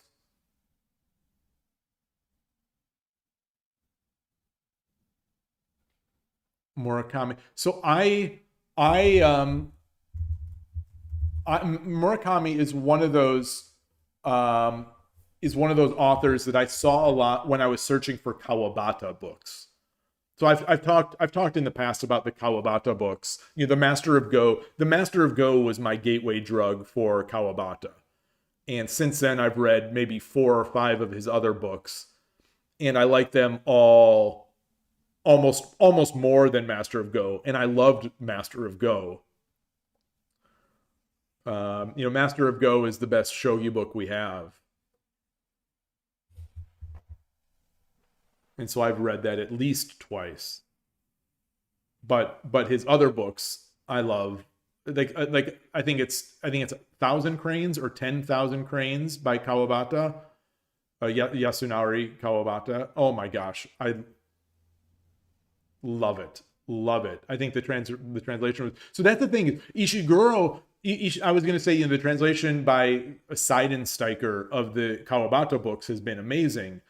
But that's the thing. Ishiguro books, he's Japanese, but I believe he wrote them all in English. So there's no translation being involved. And I can't even imagine what, like, I was thinking about this, like, how do you possibly express Remains of the Day in a translation? Like, the English words that were chosen matter so much to the emotion or lack of emotion that, like, how do you even translate that? I guess if you're a great translator, you do it.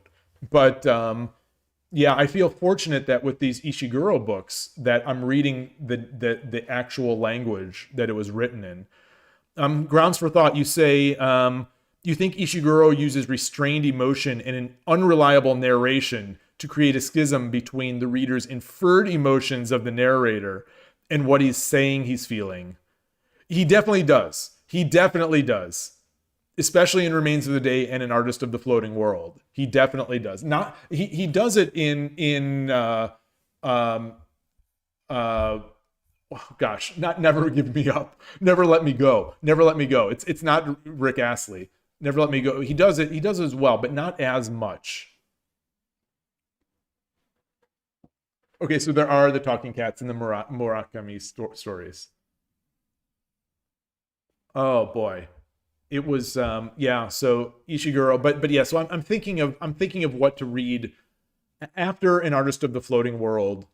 Um, I I'm so tempted because I'll probably finish it in the next day or so. I keep thinking I'll probably do Buried Giant or another Ishiguro book, but maybe I'll do a Tolstoy book or something like that that I've never read, a book that I've never read in the past that has such high, it's held in such high regard. So I've been thinking maybe of doing that. I did. There's Infinite Jest, which I bought maybe about a year ago, which I've tried to. It's dense. It's dense. There's a lot going on. I never stuck with it. Infinite Jest is a fascinating book.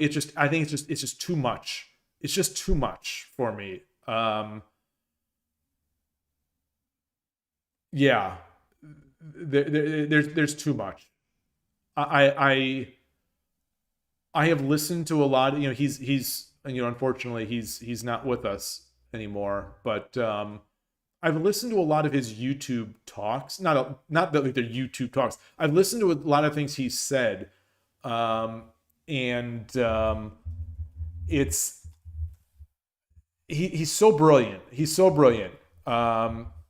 David Foster Wallace is the author, and you could see the brilliance in the writing, and there's so much compelling storytelling in Infinite Jest, but it's a difficult read, and sometimes I don't want all that difficulty.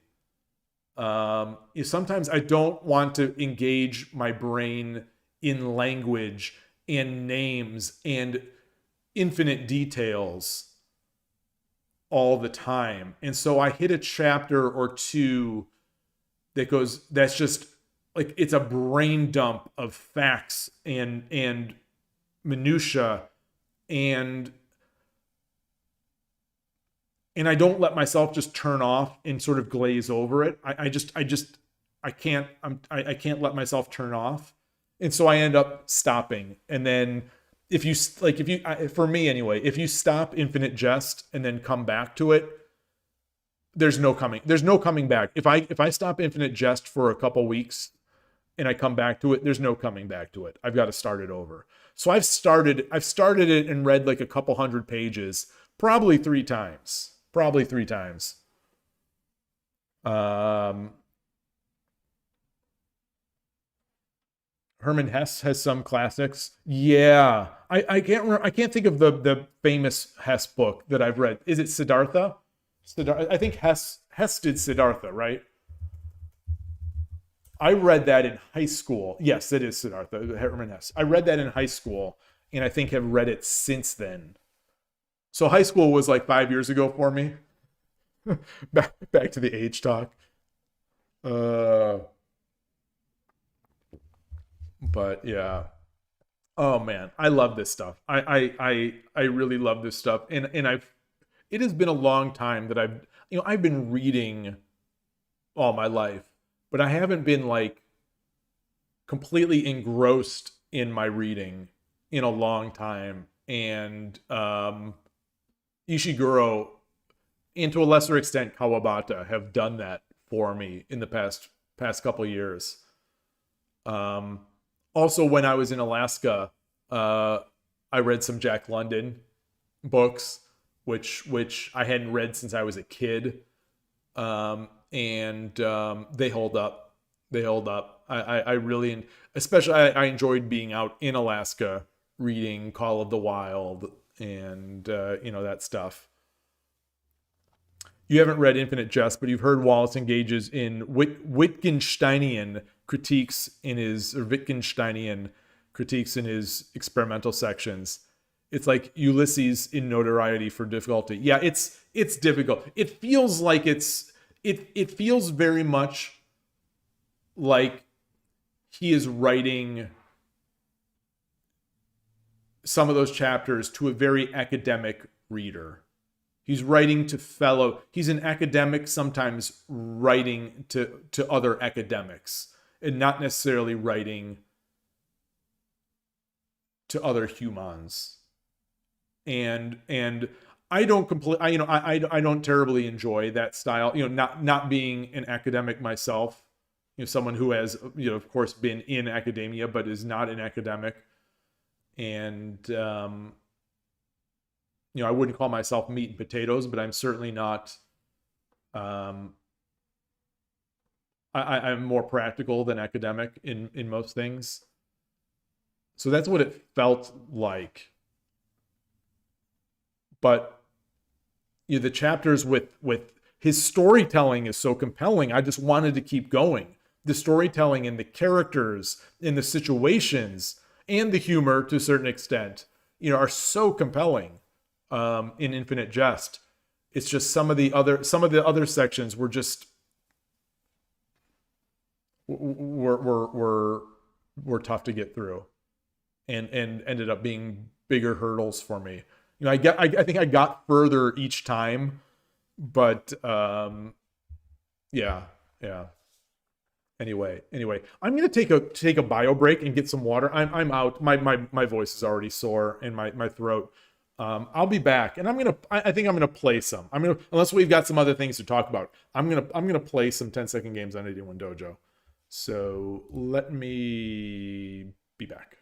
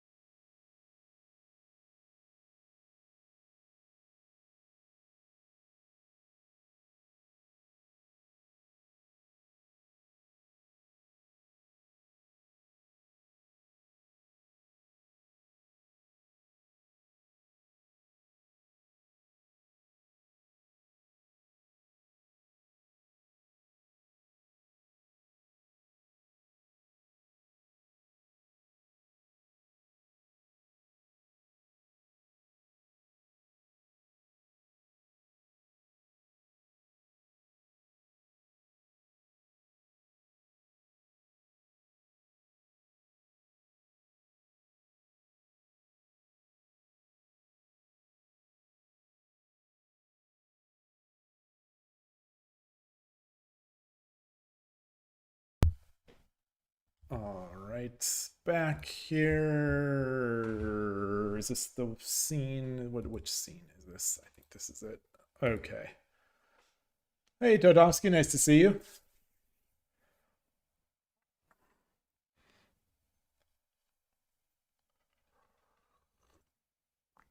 All right. So Nicholas123, I see playing for the United States. I think I know who this is, based on something I Dream of Shogi said last year, but I won't say it because I'm not certain. He was at, if it is the same person, he was at this year's US Shogi Championship. Didn't have a great event for himself. If it is the same person, 5 Dan seems awfully high. But anyway. Let's get these 10-second games going. I almost logged out. Wait for game. I forgot how to do this. So, you know, I have not been playing online.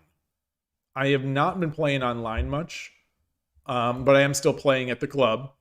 And I've been playing well. So I think I've been playing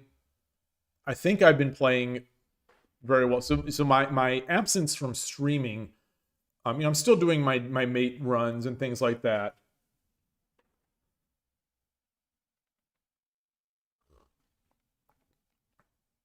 All right, I'll message you on the side, Jim Zirk. No, so I put his level at 2 to 3 Dan 81 Dojo. Maybe in the past 5 Dan, but the person I think it is, I would say it's 2 to 3 Dan 81 Dojo is what if you said what do you think this person's level is, 81 Dojo level is.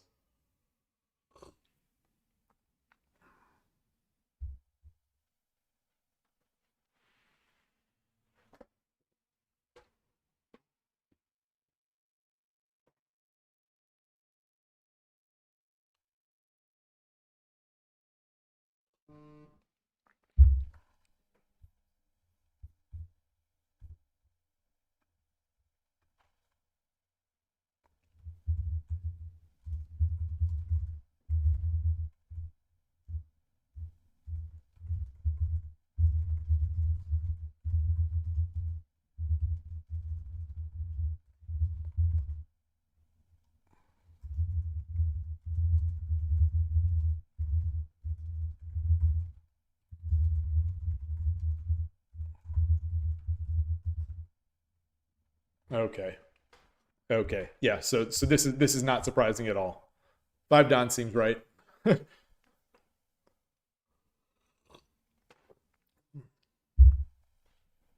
it's who I used to think it was. Okay. Let's I said yoroshiku onegaishimasu before I even made a move. Yoroshiku onegaishimasu. Oh, it's my move. How's the stream looking? Oh boy. Okay, so we're getting double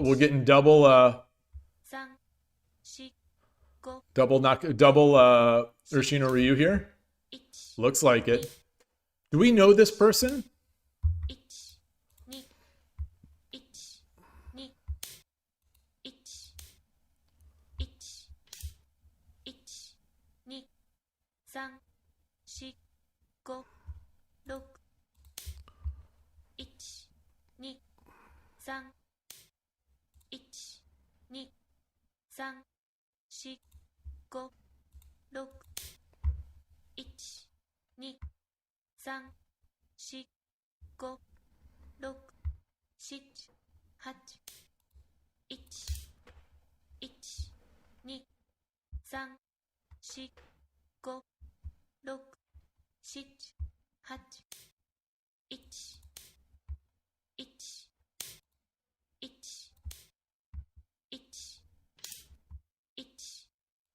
Okay.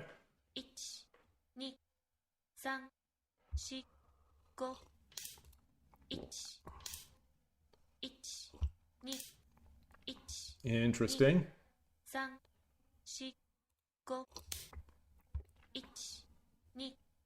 3、4、5、1、2、1、2、3、4、5、6、7、1、2、3、4、5、6、7、8、9、American Bogan. 1、2、3、4、5、6、7、1、2、3、4、5、6、7、8、9、1、2、3、4、5、6、7、1、2、3、1、1、1、2、3、So drop the pawn. I'll come back. We'll exchange, and then I'll. 1、 Okay. 2、3、4、5、1、2、3、1、2、1、2、3、4、5、6、7、8、9、Ooh, ooh, ooh, ooh. 3、4、5、6、7、8、1、2、3、1、2、3、4、5、6、7、1、2、3、4、5、6、7、8、9、1、Huh. 2、3、4、5、6、7、8、9、1、1、2、3、4、5、6、7、8、9、1、2、3、4、5、6、7、8、9、 Could I have dropped the silver back here? No, I couldn't have. 1、2、3、 Hmm. 4、5、6、7、8、9、1、2、3、4、5、6、7、8、1、2、3、4、5、1、2、3、4、5、Just continuing to try to add pressure. I'm not seeing sort of like a long-term. 2、3、4、5、6、7、8、9、 Not seeing a long-term 1、2、3、4、5、6、7、 play here yet, but it's starting to. 1、2、3、4、5、6、1、2、3、4、5、6、7、8、9、1、2、3、4、5、1、2、 So looking pretty good there. 4、5、6、7、8、1、2、3、4、5、6、7、8、9、1、2、3、4、 Wow. Wow. 1、2、3、4、5、6、 It's fair. It's fair. Yeah, I don't think I should have 3、4、5、6、7、8、9、1、2、3、4、5、6、7、8、9。 Okay. Arigatou gozaimashita. Whew. I haven't felt that heart beating. I haven't felt that heart racing. Hey, Origami Oniwa and Copy Shogi, nice to see you both. I haven't felt that heart beating since the last time I played online. Bishop takes gold did look fun. Bishop takes gold. I think I think if I had more time, I would have done more consideration there, because that was my first inclination. Let's take that into 81 into Lee Shogi. So like I said, I don't know how badly I played this game, but I feel like I'm playing. I have not at the club. I feel like I've been playing very well. So it's interesting that basically not playing but still doing tsume has maintained, over the period of about a month, has maintained my level. If not, maybe, I mean, there are times when I've been playing at the club that I'm actually feeling like I'm playing better than usual. So anyway, I am going to run the computer analysis because obviously the American bogeying was bad. The American bogeying is bad.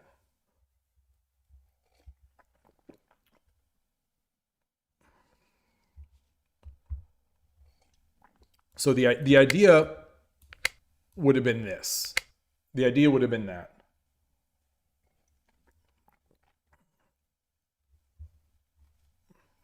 You've been doing sprint mode. Losing 50% of your games so quickly is so painful. Well, especially if you're only doing, you've only got the 3 per day. Oh, my scene here. My scene, sorry about that. I'm not used to changing the scene. The American bogeying created a wall.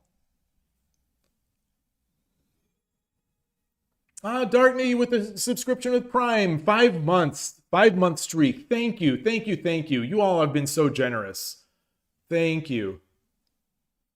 It's so kind. So kind.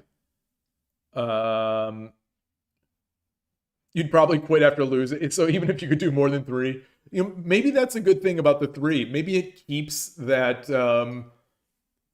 I've certainly had those streams where I start losing, and what others may call tilt. I still like to consider myself as not one prone to tilt, but I think objectively, if I look back objectively, I think some of those moments on stream I was tilted.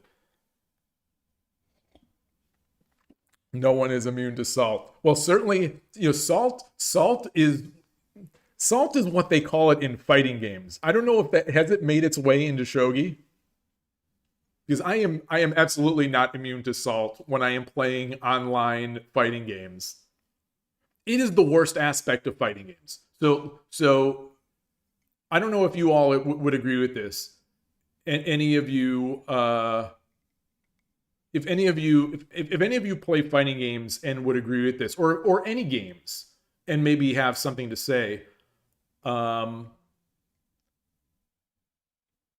There's nothing for me like playing by myself. So I'm alone in a room by myself playing a fighting game online. There is nothing else that I can think of that gets me so mad at myself. I'm not even necessarily mad at my opponents for doing things not right. I get so mad at myself from playing fighting games, more even than shogi. Like, to an embarrassing level. I think, on stream even, I've been very disappointed with myself playing shogi. Despondent is it's not necessarily disappointment. It's like despondency, or I don't know if that's a word. It's not anger when I'm playing shogi. It's just like incredulity at how stupid I can be. Because shogi just it lays it all bare. Shogi lays your thoughts and your bad. It lays it bare. There's nowhere to hide. there's really nowhere to hide in shogi, chess, things like that. So if you're losing, that necessarily means that you're an idiot. I think it's like how I feel. If I'm losing, that means I'm an idiot. And I don't like feeling like an idiot. Oh, Copy Shogi, you say you don't tilt? In your case, sometimes you start winning some games. Yeah, so like if I am playing over the board now, if I am playing over the board, I don't tilt. I think I get better. I think in as much as I think my play lowers over time, you know, the longer I play in a single session, I think my play will gradually diminish. Sometimes not so gradually, but gradually diminish. But if I lose a good game, I think that inspires me to play well the next game. I think so. Whereas if I lose in a fighting game, regardless of how I lose, it makes me play worse in the next game. If I win in a fighting game, I'm usually mad at how I won because my opponent did something stupid or something. Like, so fighting games, I think, are somehow the worst for that. And I say this as someone who plays thousands of games, like thousands of online games of Street Fighter or Tekken or Virtua Fighter. There's something about fighting games that win or lose, you're mad. Or most people are. Or I am. I know that some people have said this. Yeah. Darkney, that's the sanctimonious answer. That's some people. I am sure that some people believe this. You know, some people that say online, you either win or you learn. I'm sure that some people actually live by this code, or they believe it. But I think it's one of those to me seems so like it's one of those patronizing things where almost nobody believes or lives this. And they just say that because they know it makes the person who's losing even more furious. Like the only way to get more mad by playing a fighting game. So win or lose, you're mad when you play a fighting game. The only way to get any madder is for someone on the side to say, take it as a learning experience, or you know, you win or you learn. That's the only way to make someone even more mad. Like I think like when someone is mad at a fighting game, you could stab them. You could stab them with a knife. And sure, they're going to be mad, but they're not going to be as mad as if you tell them, you know, you either win or learn. you give them a pithy, like, pop psychology answer. All right, so let's see. Let's use engine-san here just to see. I want to see if this was the right move. So it's plus 22 here, and taking is the right answer. Taking is the right answer. Okay. Taking is the right answer, but mine was second best. Mine was second best. Yeah. So here's the graph. Here is the graph, and my move was fine. Look at this, perfection. Oh no, there were 3 inaccuracies. There were 3 inaccuracies. I saw the gray. Oh, I guess it's always gray. Interesting. I haven't been reading Lee Shogi eval graphs for a while. I saw the gray and I just thought, you know, I assumed I played perfect. So let's guess the American. I'm going to guess that this is the American bogeying here. I'm going to guess that this dip is the American bogeying. There it is. Okay. So we know that American bogeying is minus 300 eval bucks. We know this. We have studied this as a channel, and you know, as a shogi loving community, we have studied we have studied American bogeying, and we know it is minus 300 eval bucks. But gosh, I just can't do it. I can't not do it. Especially in a 10-second game. And 300 is the value of a silver general or a tempo. In terms of engine bucks, in my mind, I think of the silver as somewhere between 500 and 600. Like a flat out silver loss. A silver loss with no compensation. I usually think of as these days minus 500 or minus 600. But the thing I notice is that as the engine gets better, as these engines do get better, that value the value of a pawn is increasing all the time. The value of a silver is increasing all the time. Copy, you say, lately you convince yourself that the results matter less because you're not training much. You think it's being a better experience doing this. You care less about defeats and enjoy more of the wins. Yeah, so I think it's a personality fault, or it's a personality. I would say it's a personality fault of mine, but I'd also say it's a personality, like, not to be like Michael Scott. It's hard to take. It's hard to take personality traits that you think are a fault, but not also realize that they're a large part of why you are who you are.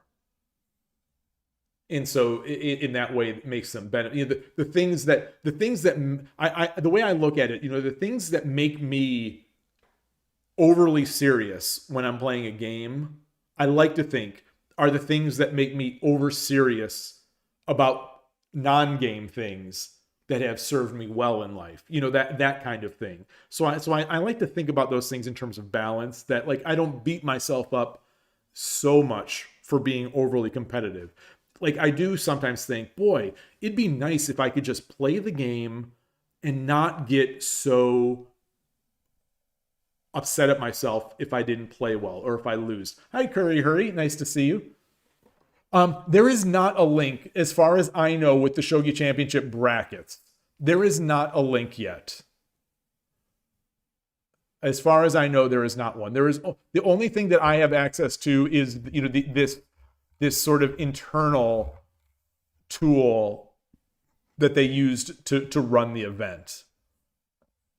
They were kind enough to give me access, to this for when I was restreaming. But even this does not have access to the semifinals and finals. They did that by hand. But the thing is, copy Shogi. The thing for me is, I find if I am not taking the game absolutely seriously, if I don't care. If I don't care about the win or loss, I will lose. I think that's the simple. That's where I come down on it for the simple answer for me. And it almost doesn't matter what level of player I'm playing. Like if I'm playing someone significantly below me, if I don't care about that result, I will lose. There is a very good chance that I will lose. So I have to bring that sort of intensity. I have to bring that internal intensity. Obviously, not like yelling. I'm not going to be yelling and screaming. And getting mad. About that stuff. But like mad at myself, either internally or whatnot. If I don't put myself on the line, I just don't play good shogi. And I don't know if that's the same for most people. I suspect it's something, but like I just know for me, I have to be focused, especially in a game like shogi, where it is like my month one of streaming saying, you know, it's hard to win a game of shogi, but it's it's easy to lose a game of shogi, and it's hard to win a game. It is very, very, very, very easy to lose a game of shogi, and I find if I am not 100% focused, that there's a good chance I'm going to lose. Yeah, flying parrots. You say, Go in Go. People say that. There's a chess saying as well. I am blanking on the chess saying about. I think it's Lasker. I think Lasker said it, but Lasker was also a Go player. Oh yeah, Sodowski pointing out that there's something else. Yeah, tilt is a real thing that affects almost everyone. Yeah, tilt detracts from focus. Yeah. Yeah, because I'm thinking about the move I didn't make. So if I'm like just to use a simple example, from this past my games this weekend, and this is like the smallest amount of tilt. This is the smallest amount. This is barely even tilt, but it is tilt. I think that. There was a move that I had to make. I didn't make it. And then after I didn't make it, it became even more clear to me that I needed to make it. And so on a subsequent move, I was thinking about the move I didn't make, which means I'm not focused on the move that I now need to make. And I'm getting much better. I'm getting much better at turning that off. I'm getting much better at switching my focus back to the thing at hand, or like this is very easy in a fighting game. For example, and this happened this week as well for me in a fighting game, where let's say I'm up. This is a virtual fighter game, so a single game is best of 5 rounds. I was up 2 rounds. This has happened twice now in the past week, and I haven't played that many games. This has happened twice. I'm up 2 rounds to nothing, and I have an advantage in the third, just the third round, which would be my final round if I just win it. And they mash out a move. I don't block it or I miss it, and I eat a big combo, and then I lose that round. And then in the next round, I'm thinking about that previous mistake that I made, or that previous lack of block or whatever. And I'm thinking about that, and next thing you know, I'm basically dead in that round. So it's like I wasn't focused for that 4th round, and now I lost that 4th round, and now it's 2-2. So from a position where I was 2-0 on the verge of winning, it's now 2-2, and I've got to, coin flip to see who's going to win the next round. And now, if I'm not careful, I'll be thinking about that fact in the 5th round, which means I'm going to be distracted in that 5th round and I'm going to lose. So yeah, it's the mental state of these games is really, really tough, and getting control of tilt is hyper important. But in shogi anyway, when I am playing someone who in my mind I can acknowledge as the superior player, I don't get tilted. I don't think. I don't get upset. I think I have that honorable, and I'm air quoting it because it's a stupid way to even call it. I have that honorable mindset where if my opponent is better than me, they deserve the win. And so it doesn't bother me if they're beating me. Oh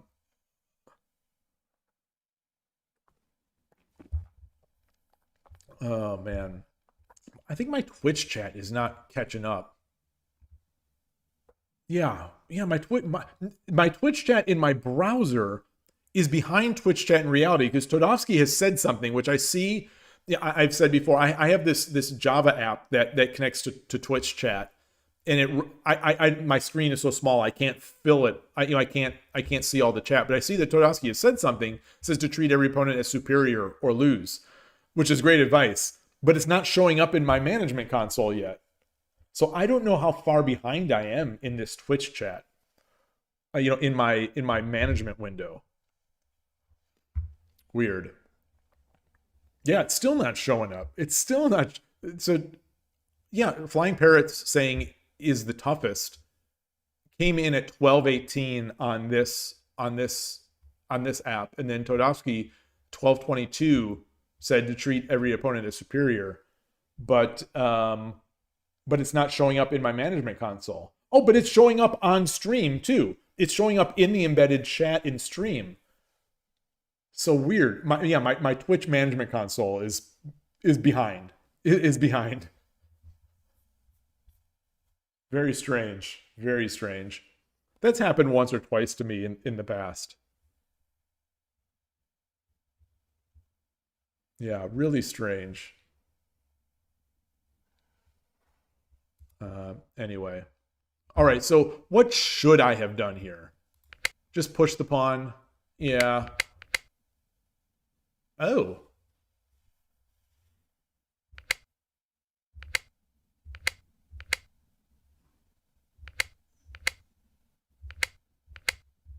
All right, I'll buy that. I don't like it, but I'll buy it. Yeah, that's reasonable.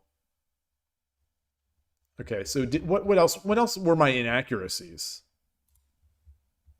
I'm hesitant to look at these call these inaccuracies.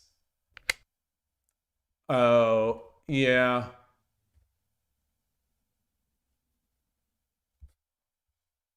The server-side engine. Wow. Okay. No, that's not a move I'm gonna make. That is not. I don't think I'm willing to make that move.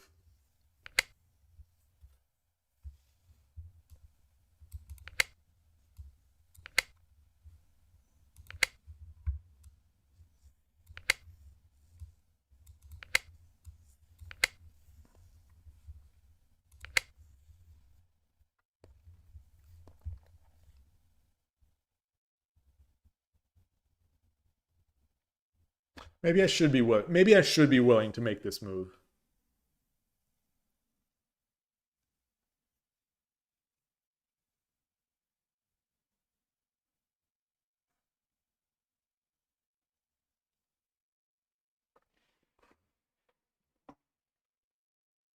Maybe I should be willing. I don't know. I don't love giving the opponent 2 bishops in the early middle game.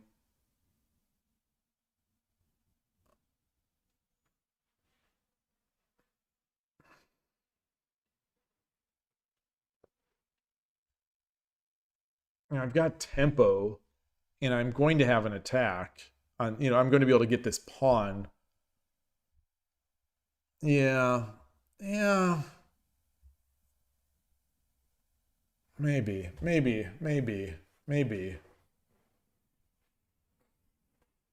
It's probably really easy to mess this up from this other side. Maybe not. Like if let's say they drop the pawn here. I come back. Yeah.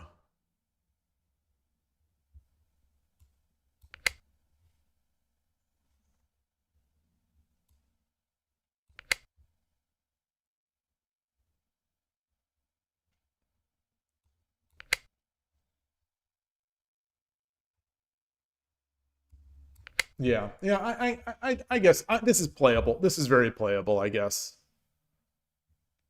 I mean, not playable. I mean, it's an advantage. I should.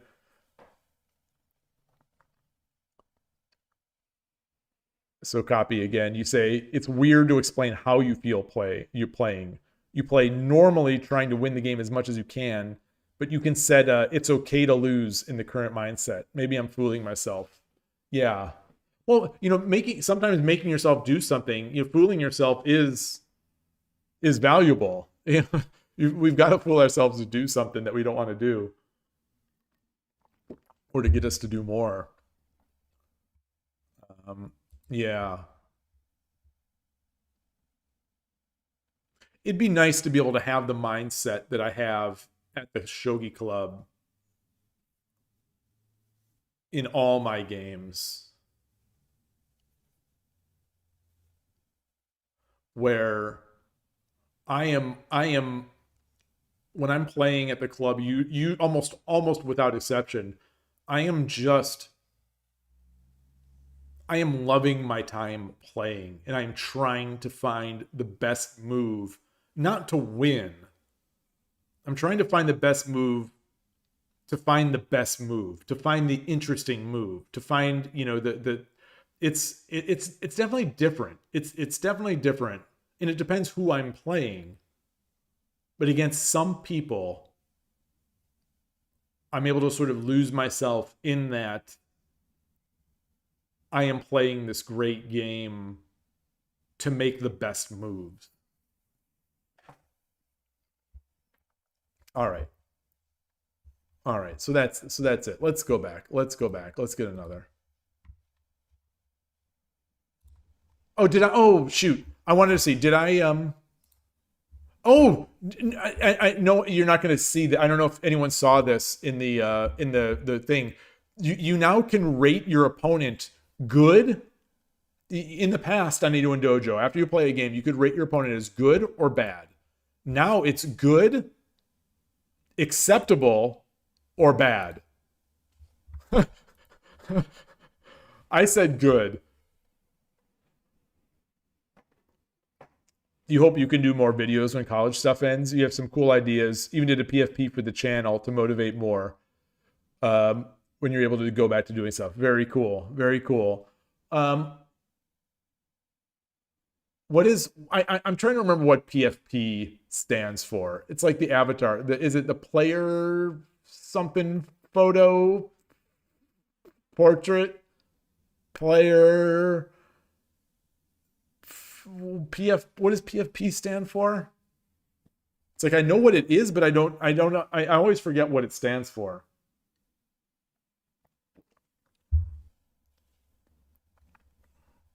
All right.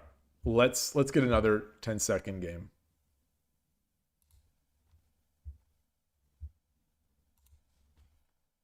I'm going to reload my Twitch chat.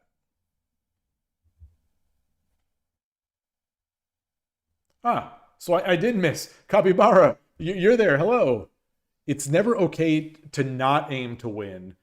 Also not fair towards the opponent who is trying their best. Strike fast, strike hard, have no mercy. Yeah. Cobra Kai. Ratings should be good, bad, and ugly. Yeah, I like that. Profile photo. So the F is the F in the... So PFP is like profile photo. Pro face punch. Yeah, that's like the profile picture. Yeah, like pro like Habu, like people using Habu as their avatar.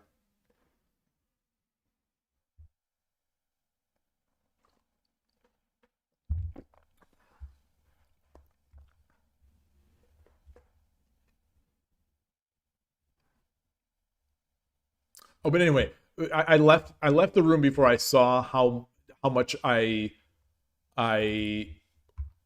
level. I wanted to see, did I gain a rank in my 10-second? 15Q?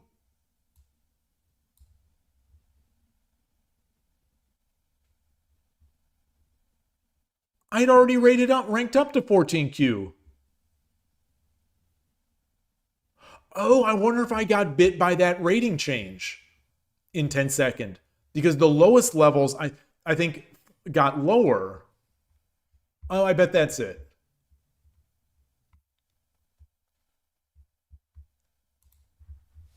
I bet that's it.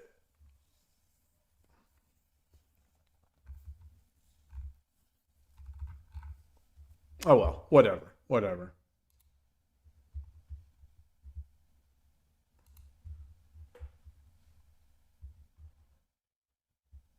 Wait, Fortune, weren't you 3 done? Oh, Fortune's not logged in anymore. Let's go back here. Am I imagining things? No. Huh. Oh, I hear it. All right. Accept. 1 Yoroshiku onegaishimasu. 3 How's my stream? 5 Is it the view looking? Okay, it is. 3 4 1 1 2 My 3 opponent sees this and he's like, "Oh, brother." 1 All right. We get 1 Torizashi. 1 2 1 2 1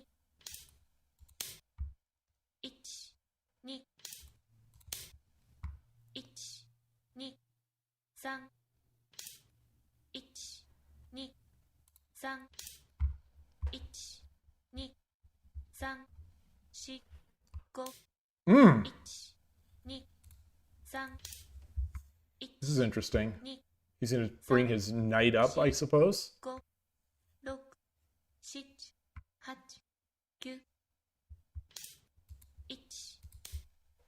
1 1 1 2 3 4 5 6 7 8 I think I've got to do this. 1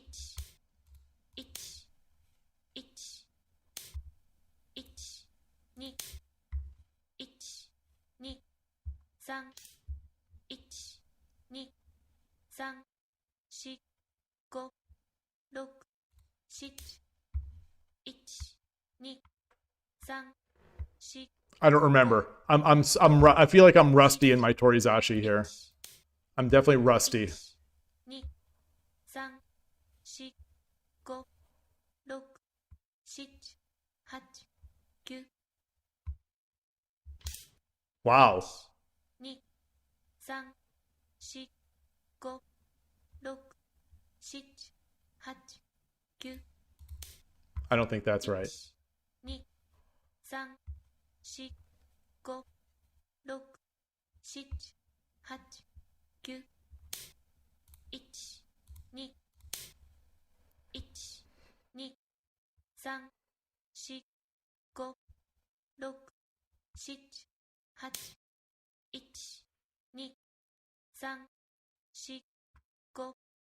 5 6 7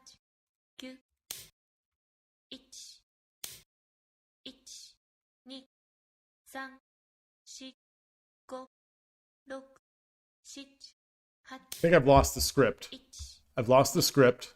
3 4 5 6 1 Yeah. 2 3 4 5 6 7 8 9 Yeah, I definitely lost the script. I definitely lost the script. 2 3 4 5 6 7 8 9 1 2 3 4 5 1 2 3 4 5 6 7 8 9 It's terrible. It's over. It's over. It's over. 1 I cracked. This silver being here cracked me. Let's resign. Let's resign. I think I had the advantage there. I think I had a big advantage. Maybe it wasn't big. Maybe it wasn't big. Maybe it wasn't. Maybe it wasn't what I thought. Did I greet? Did I greet? I did. Let's add another one. All right. That one I just went too ham. I went too ham.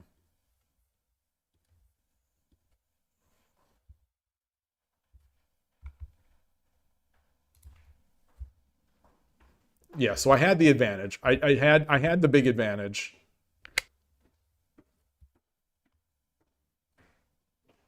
The engine wants me to just come back. The engine wants me to just come back. Yeah. I think I just wanted to punch a hole in the hole. I wanted to punch a hole in the game and just win it outright. I have so much confidence against Nakabisha that I feel like I should just win these games just by virtue of being me. And that's just not the case. All right. So anyway, this move was fine. It was fine. Ah, there it is. There's the answer. Or pulling back is even good too. So this one does seem good. Pulling back though, wow. Yeah, this is over +5. So let's see let's do this. Let's do this first.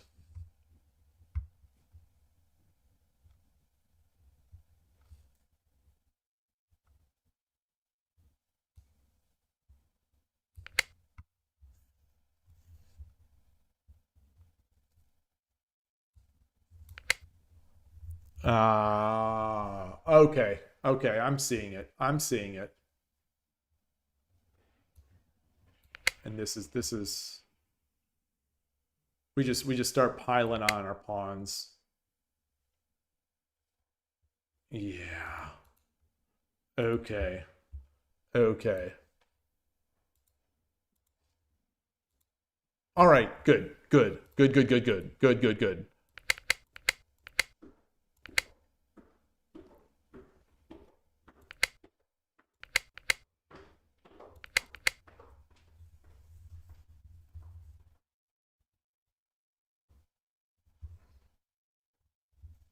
Yeah, so we're still even. We're still fine. And dropping the rook here. So this was my the good in the 10 seconds that you have of Byoyomi, you have your dark thoughts and you have your angelic thoughts. This was my angelic thought of dropping back here. Of like, all right, let's just play it this way. But the devil on the shoulder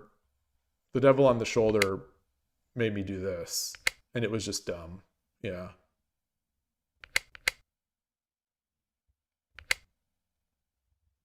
Yeah. All right. 2-3 is no good where? At what point?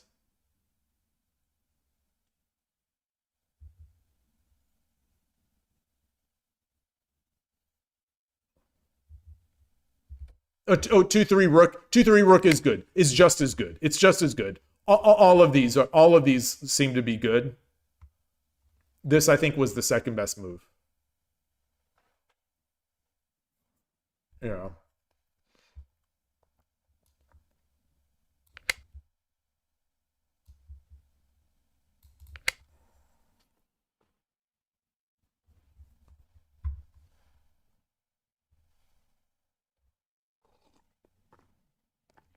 All right. Fair enough. All right. This is almost like in some way, this is almost it's similar in a way. It's like the flip side of tilt. It's where you have too much confidence. Like I said, I just have so much confidence with Toridashi against Nakabisha that my brain almost feels like I can autopilot the wins.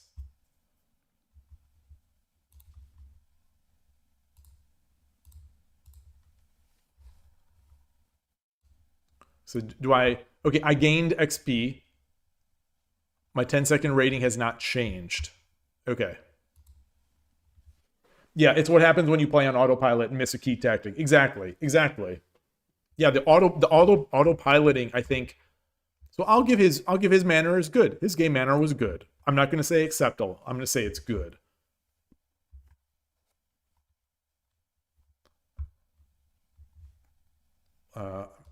Boy, I'm really struggling to manage the UI. I wonder what this 10-second tournament is. This Aktananda player is in a tournament, a 10-second tournament.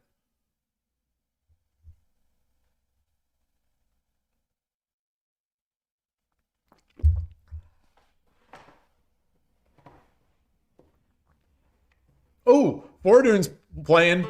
All right. Oh, all right. I will accept this. Shidata 20 orate. Yoroshiku onegaishimasu. I was gonna watch Fortune's game. Oh no! Look at this. We're getting another mirror. We're getting another mirror match. Except I'm Gote now.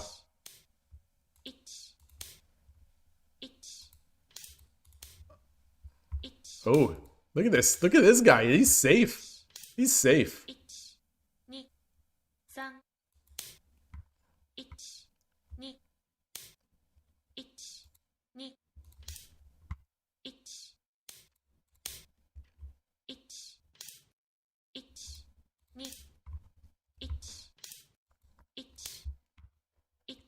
Am I going to American Bogeying again?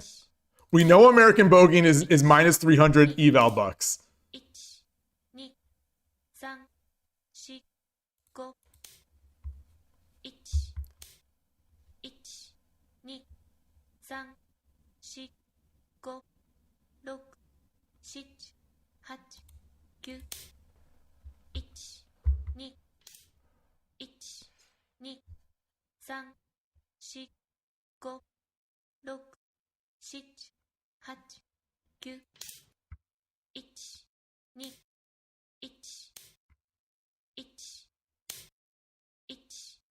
Okay, so we drop here. If he takes a pawn, I come up, but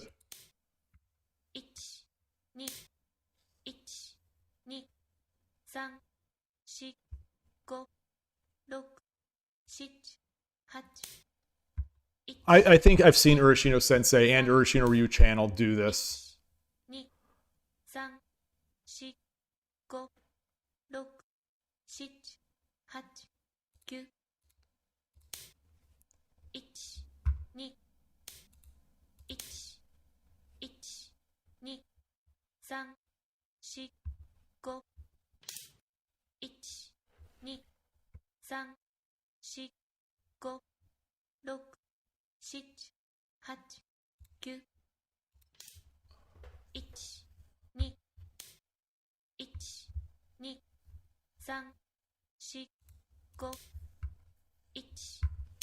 So do I dare drop the lance?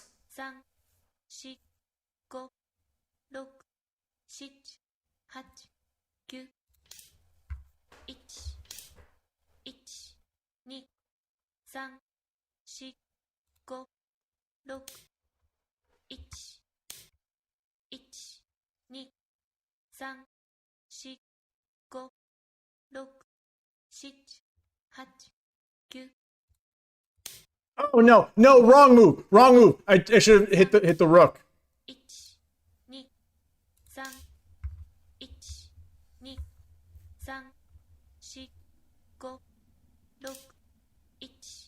Yeah, I should have hit the rook.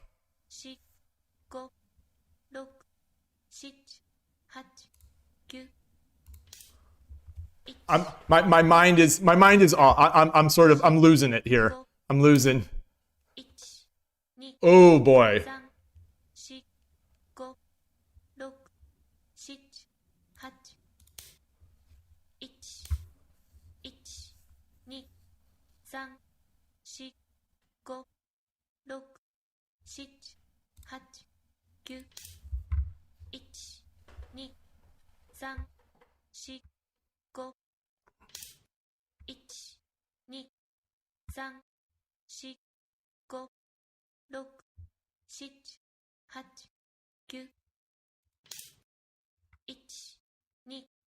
That's I think I should have come up here.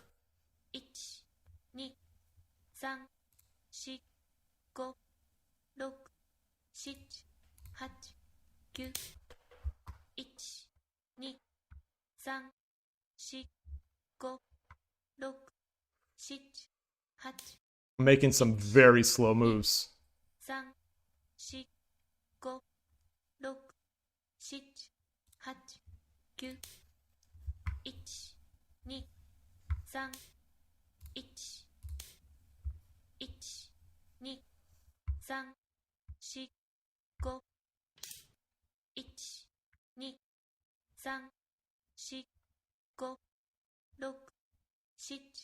8 1 2 3 4 5 6 7 8 Woo! 2 3 4 5 6 7 8 9 I'm such a sucker. I'm such a sucker for it. 2 3 4 5 6 7 8 9 1 2 3 4 5 6 Now I'm throwing. Now I'm throwing. 1 2 3 4 5 6 7 8 9 1 2 3 1 2 3 Oh, nice. 5 6 7 8 9 1 2 1 2 3 4 5 6 7 8 9 1 2 What just happened? 4 5 6 7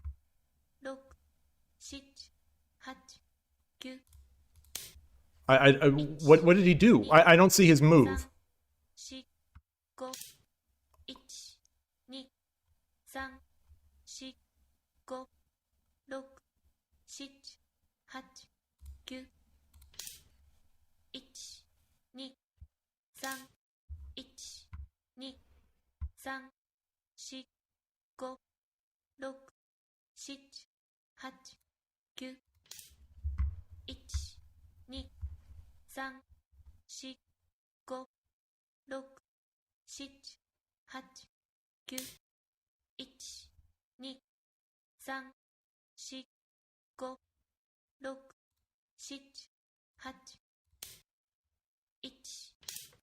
8 9 1 2 3 4 5 6 7 8 1 1 2 3 4 5 6 7 1 2 3 4 5 Ah. 1 2 3 4 5 6 1 1 2 3 4 5 6 7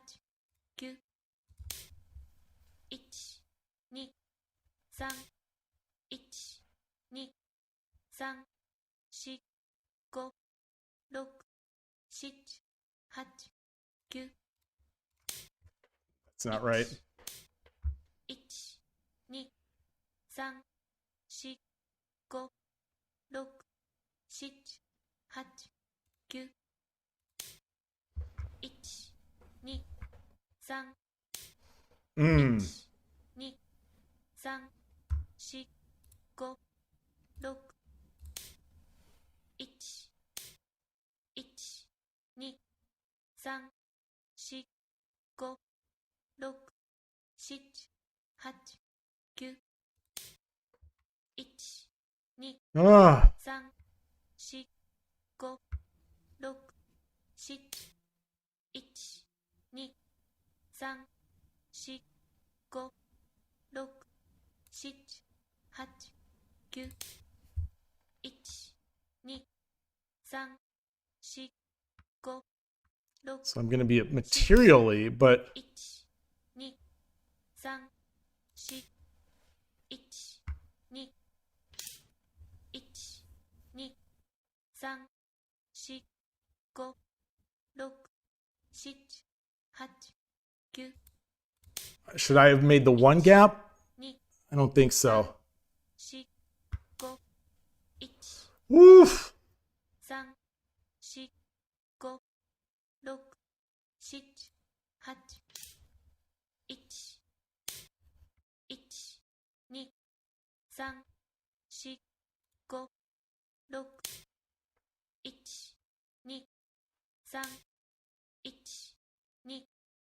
1 2 3 1 2 3 4 5 6 7 8 9 1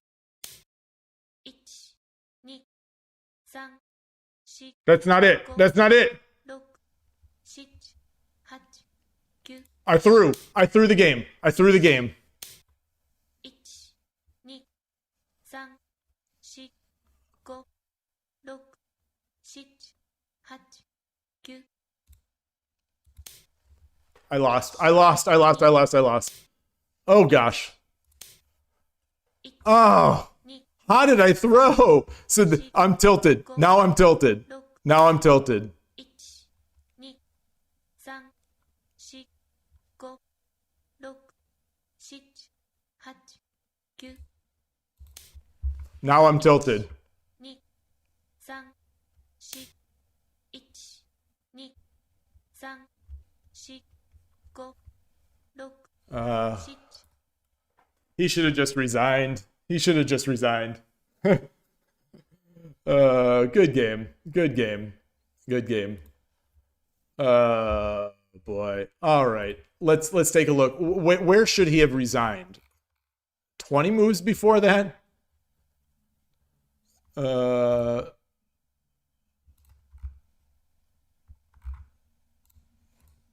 I'm playing great today. So I'm pleased. You know, like, you know, these games, they are what they are. I'm very pleased. What's going on? Very pleased. I think I'm playing great.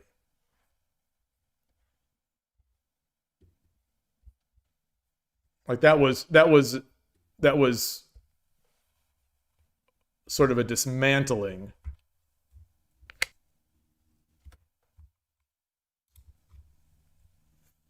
Yeah.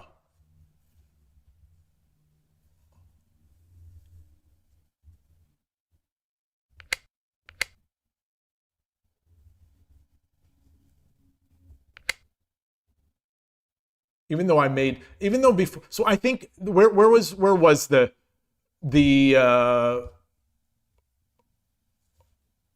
what did I want to do? Oh, here.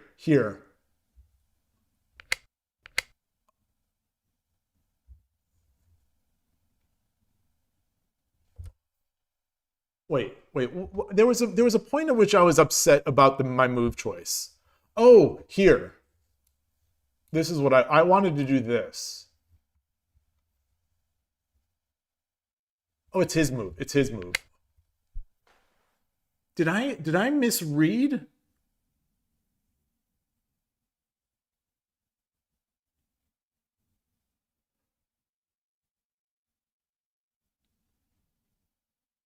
Well, I misread the mate. I misread. I thought once I got the one gap, it was mate after he dropped. I didn't realize that my piece was captured. So that was a total misread. It was just a total misread. I thought once I gave the one gap, it was mate.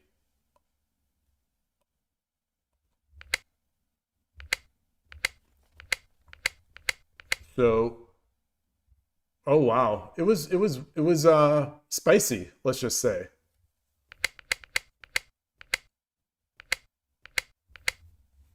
So I'm Gote here.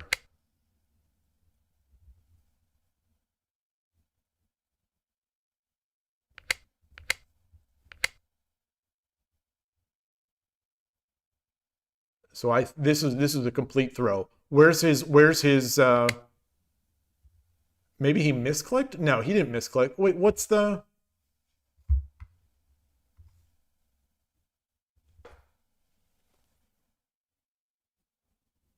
Wait, what? I think Oregamoniwa. I think this is one of those Jedi mind trick moves. Neither of us saw it. It was so ridiculous. It was so ridiculous that neither of us thought it could be captured. It was so ridiculous. Okay, well, I said earlier that I'm playing well. Maybe I should reevaluate that.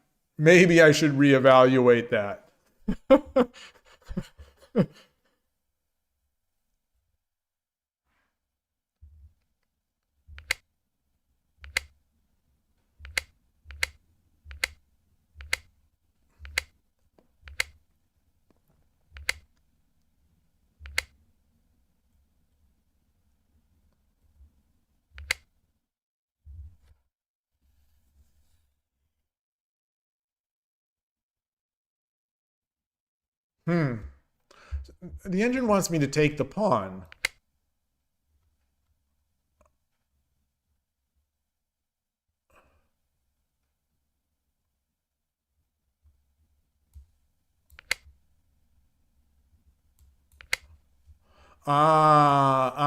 Maybe plan, to get in here.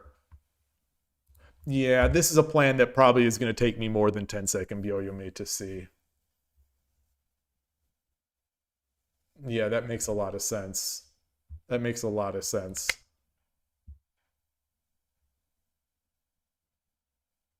And now we get that knight drop that I eventually did.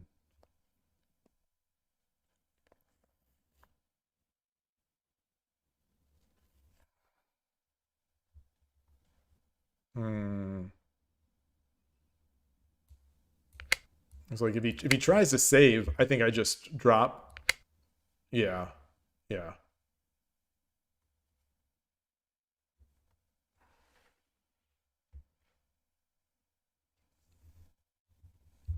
Yeah. Okay.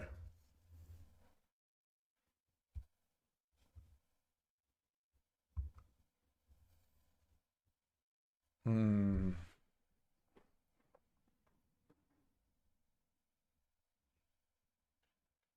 Fun game. Gosh, all three of these have been really fun.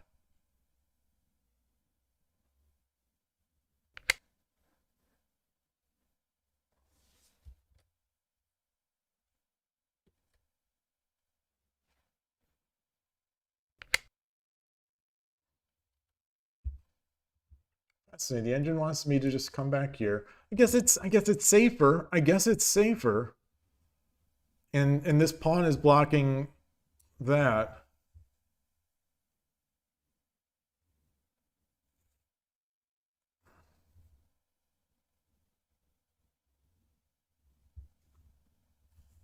So if I do this and he drops a silver, I just go back. Okay. Yeah. Yeah. Yeah. Yeah. In hindsight, this is obviously good. This is obviously good. In my mind at the game, during the game, I wanted to prevent my rook getting lost in the shuffle back here. But it really wouldn't have been lost. It's still threatening. It's defending as well. Well, that was fun.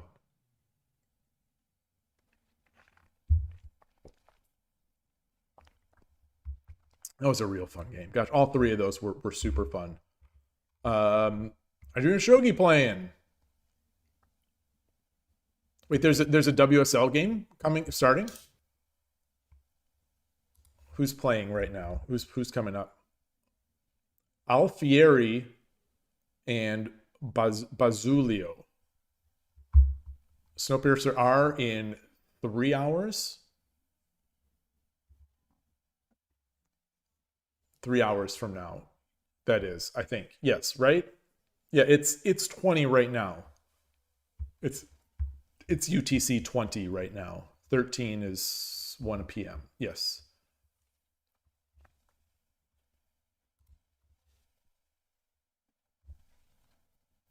All right. Well, I'm gonna while this game is on here, I am going to take a bio break.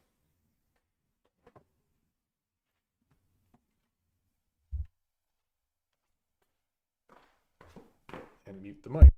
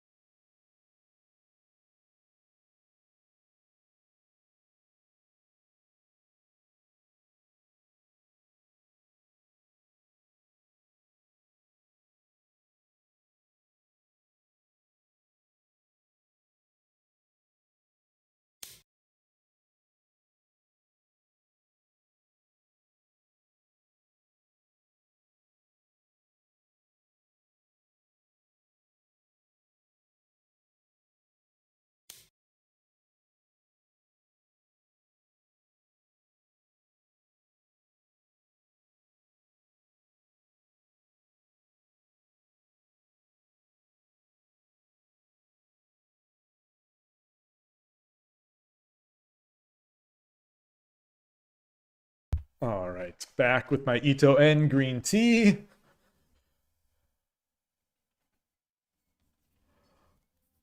I see there's still some messages I'm missing here that Twitch is not showing me yet. The key here is that their rearmost bishop is their rearmost bishop is just worthless. But yeah, effectively playing up a bishop, the game is easier. Yeah. All right, so what's I Dream of Shogi? He's got two dragons. He's got double dragon. But the opponent has a heck of a castle. Heck of a castle and the pawn drop, the Sokofu, which is real annoying. That is Sokofu, right? Soko means bottom. But Sokofu is not just under a gold, right? This is a Sokofu. I think. No. I don't know. Now I don't know.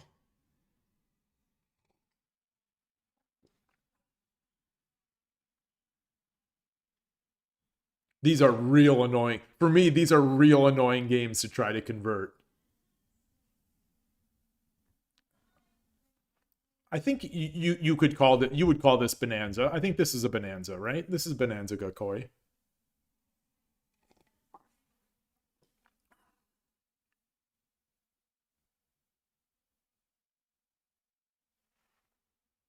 So how can you get that horse out of there?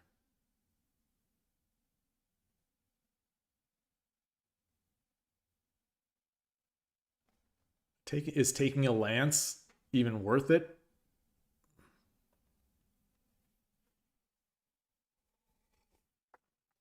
This game went fast.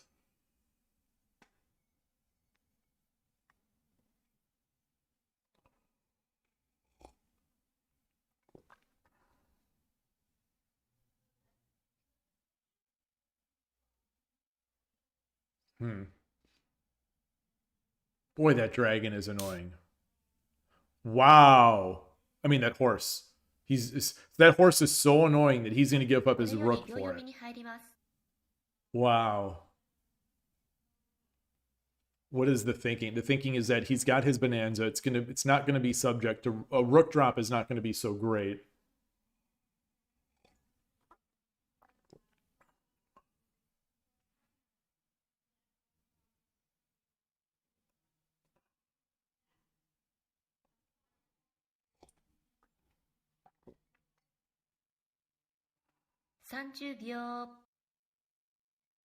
Yeah, and the bishop will be very handy to defend with.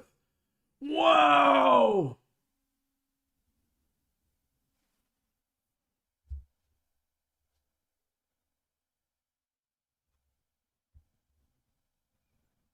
Now do you bring in the pawn? Oh, ooh, ooh, ooh, ooh.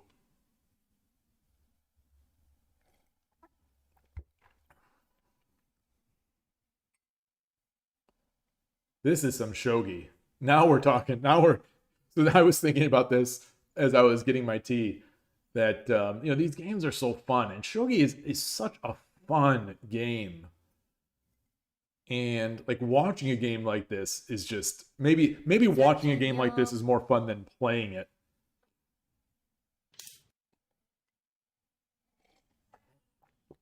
But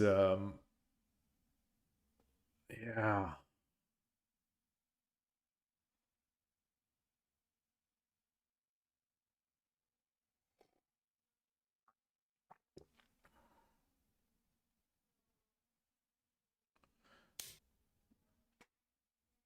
I think that's the move I would have made.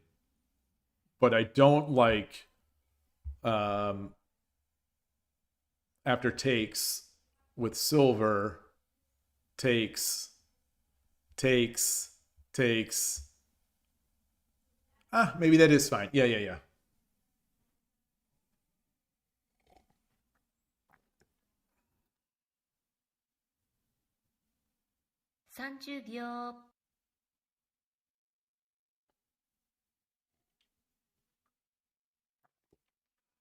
40秒 Man, he is 4 General Castle and had a silver drop on the head of the gold.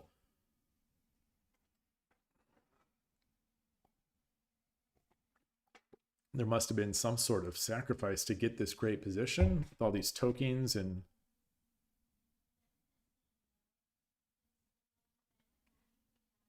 With all these tokens, if he doesn't win, this discounts all of Shogi. This will be a single-handed death blow to Shogi Proverbs, 30秒 I say.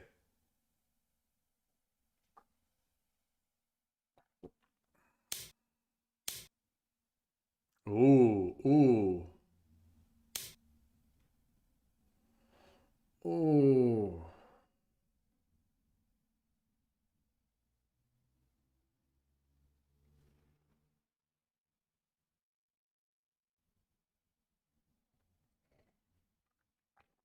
No way, right?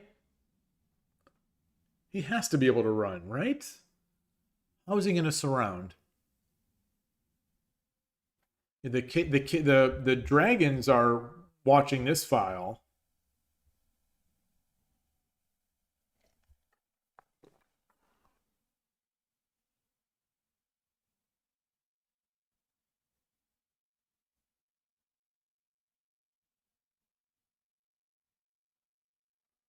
But yeah, but so if let's say he runs, then the night jump, and then runs. The dragons are doing too much defensive work, I think, there. I think, but maybe not. Maybe not.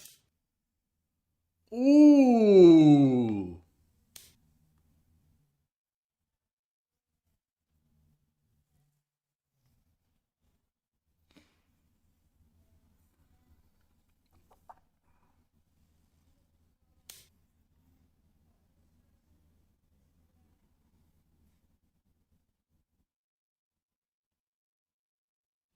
That giving a knight is might be annoying, right?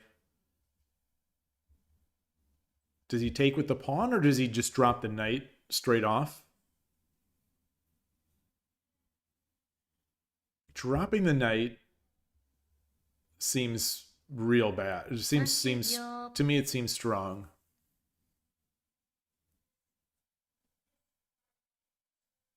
No, because then running down here is going to give enough time.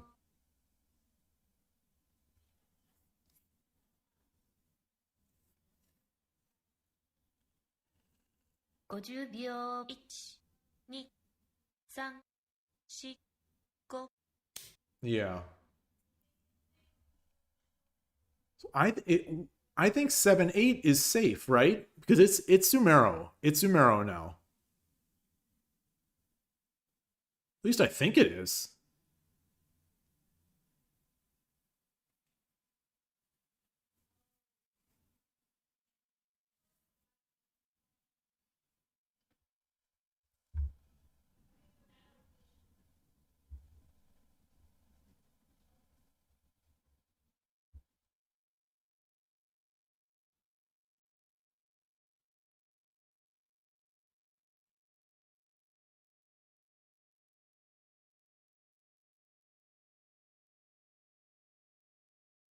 Is it Sumero?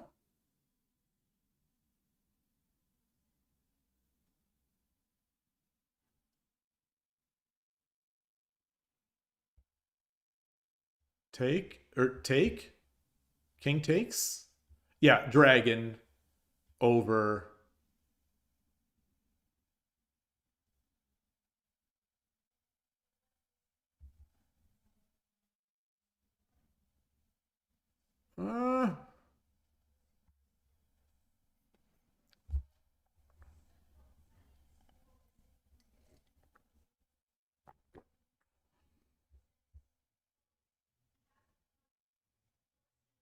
He can't. I think he can't run forward, right?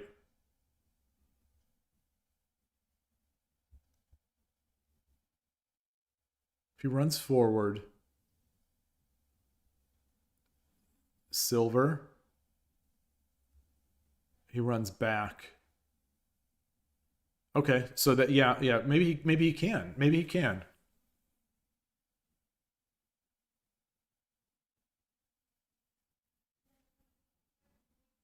Maybe he can. But the question is it Tsumero?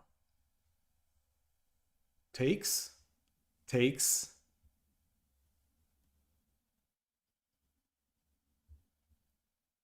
Oh, yes, if he comes forward, it's the horse. Yes.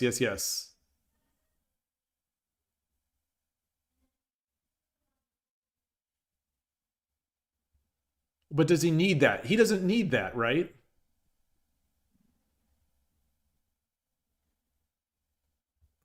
It drops it, but then if he comes up, then horse, silver, take.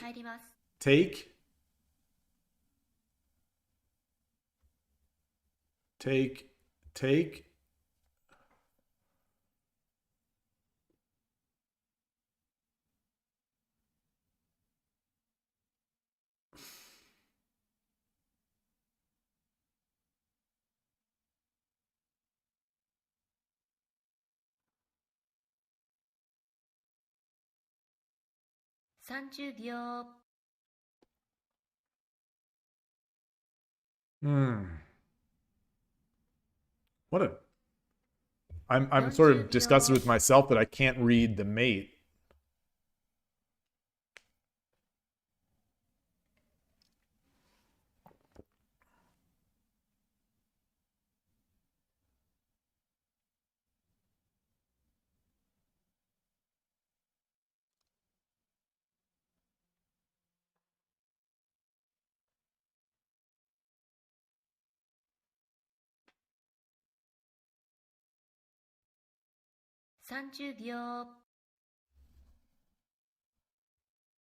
What about takes with the knight?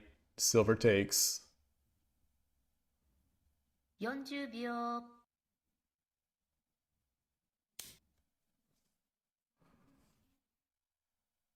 Yeah, this is a gold take, right?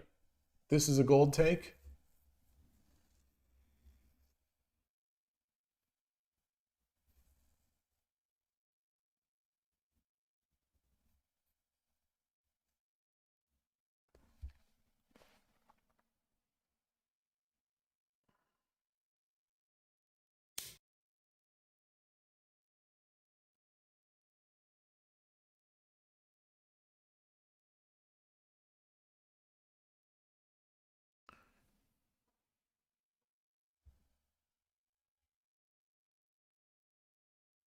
So takes.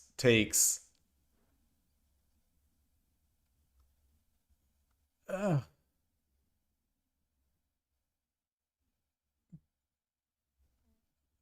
he take another silver? You think you take both silvers, but then you allow the king to the gold to take, and you give the king an escape route through 6-3. Is that okay? Oh, no, you don't. No, you don't. Oh, because the dragon is here. Oh, yeah, you just take. Yeah. Yep.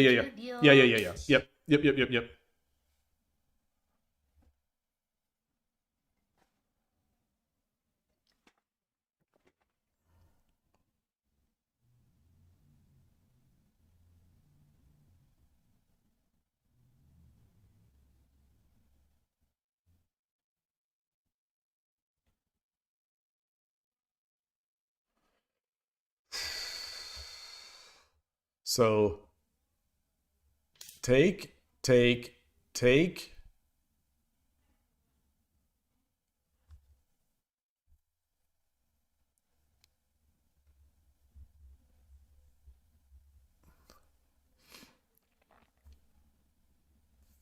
And then gold takes.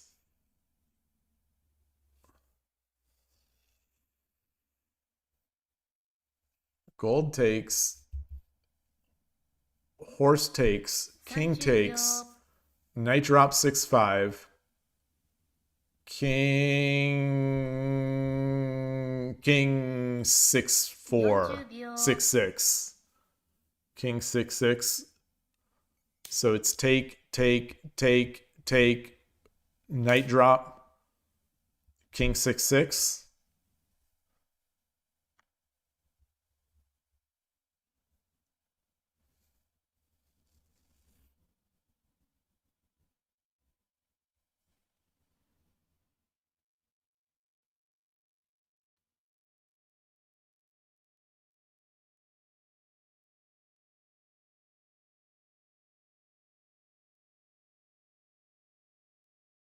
$30 秒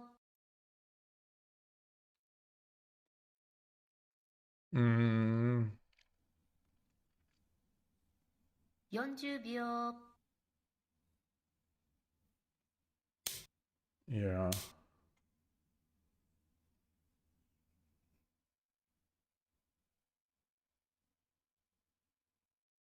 Yeah, I don't think there's any way to cover that now.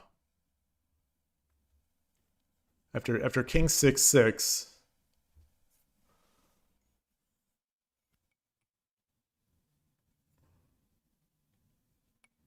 Is there a way to lure? 30 秒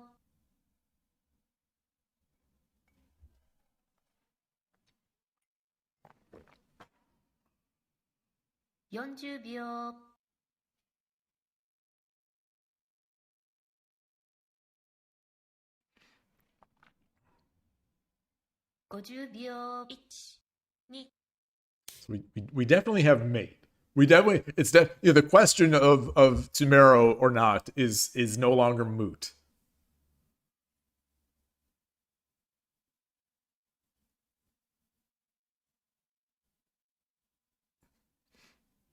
Yeah, so I think we have to go to 6-6. I don't think there's anything else is just mate. I think. 30 秒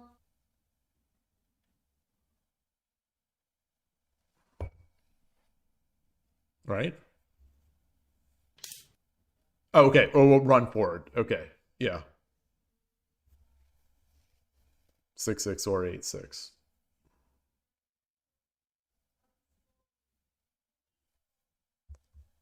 So only hope would be gold drop on head.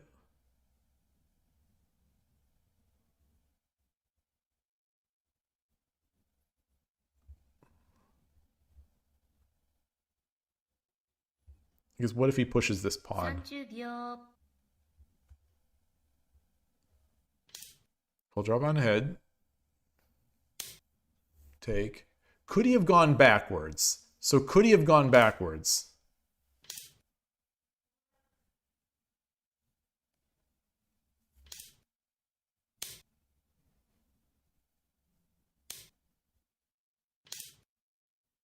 Yeah, preventing the check with the knight. Okay, so now it's mate. Now we just got to make the mate.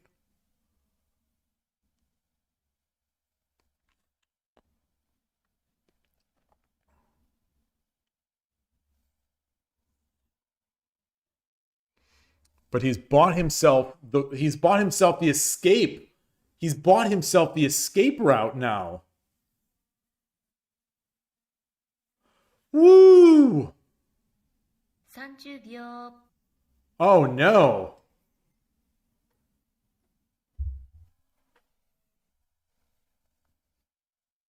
$40 秒 No, he hasn't. No, he hasn't. If he runs, we drop the goal, the bishop. We have two bishops. 50秒 1 2 3 4 5 Yeah, no, we're fine. We're totally fine.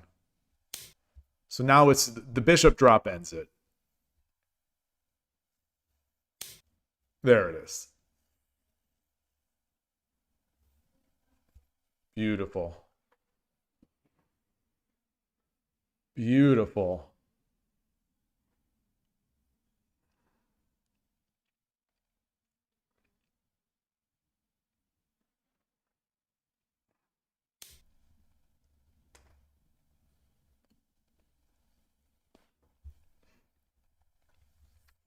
You could probably just drop a gold, right? Drop a gold on 8-3. Drop the gold on 8-3. King takes, rook takes 8-1. There it is.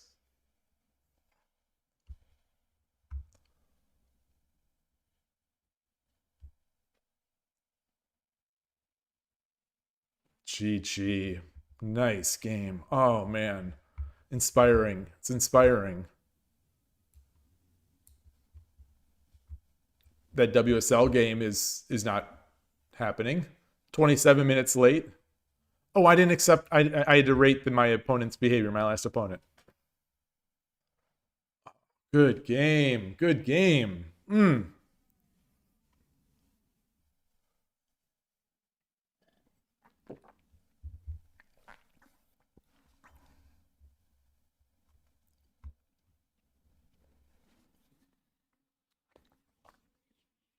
Is the new US Shogi champ on 81 Dojo?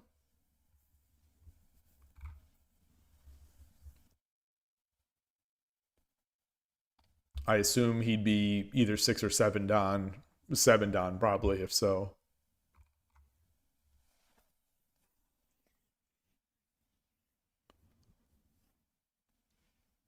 Yeah, that game was awesome. That was an awesome game. Thank you for playing. That was a GG. That was really impressive finish.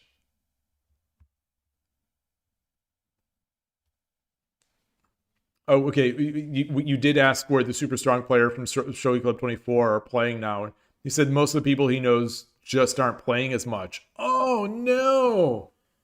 Oh, that's a very that punches me right in the feels. That punches me right in the gut. I understand it too. Like this morning I was like, should I stream today? I was thinking, should I stream today? I want to talk about the US Shogi Championship and I'd like to play. But then I thought like, oh, well, where am I going to play? Boy, I wish Shogi Club 24 was still up. It is literally what my brain was thinking this morning. I wish Shogi Club 24 was still up. I just don't get the same sense anywhere else as Shogi Club 24. I'm not sure why that is.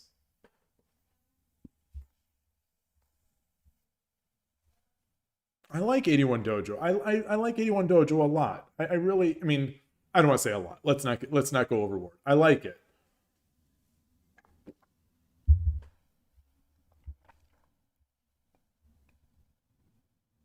But if I'm going to play sort of antique old software, Shogi Club 24 did more for me. I don't know why. I don't know why that is.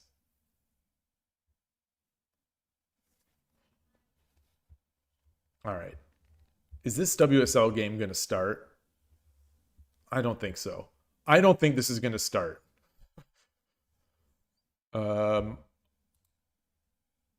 Let's see if he's...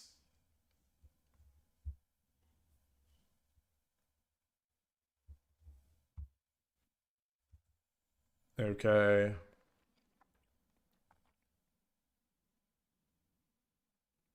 All right. So anyway. This is Peru, right? Peru, yeah. In Italy.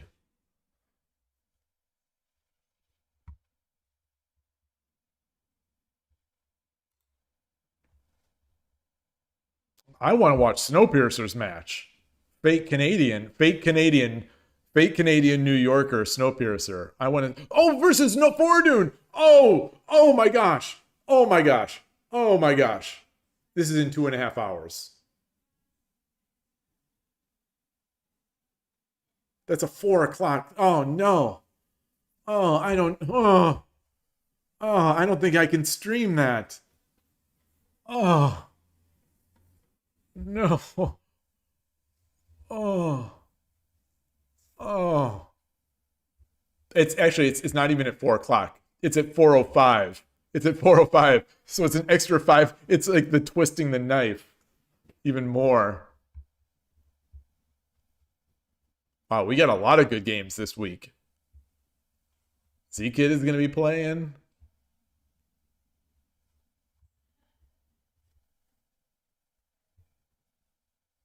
Benjamin Schuett's going to be playing. Capivara do Brasil is going to be playing. Angelito, Gust 1. Man, lots of friends of the channel.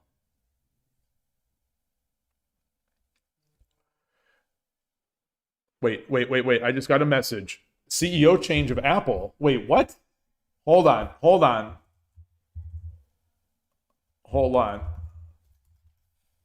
Oh no. Wait, what?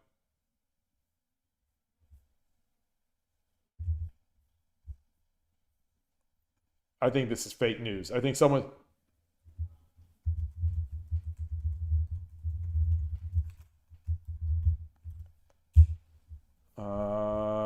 does anyone know?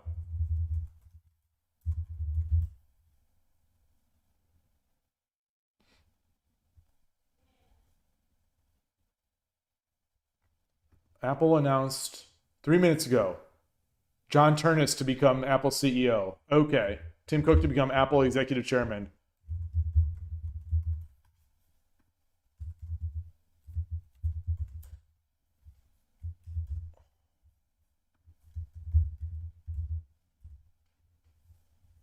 Wow. Oh, what's my stock doing? What's...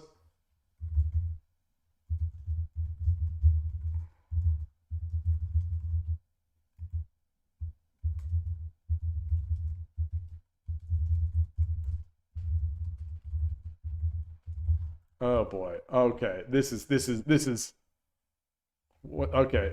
I guess. Oh, the market's already closed. But after hours is a big drop. Oh boy.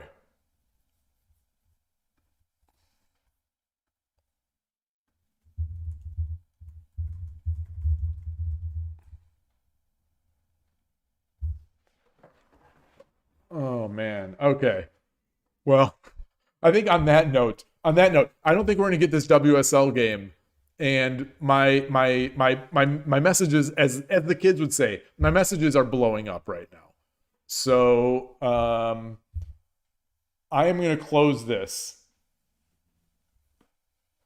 I wish the Apple CEO is a Shogi Dad. I wish. That would be...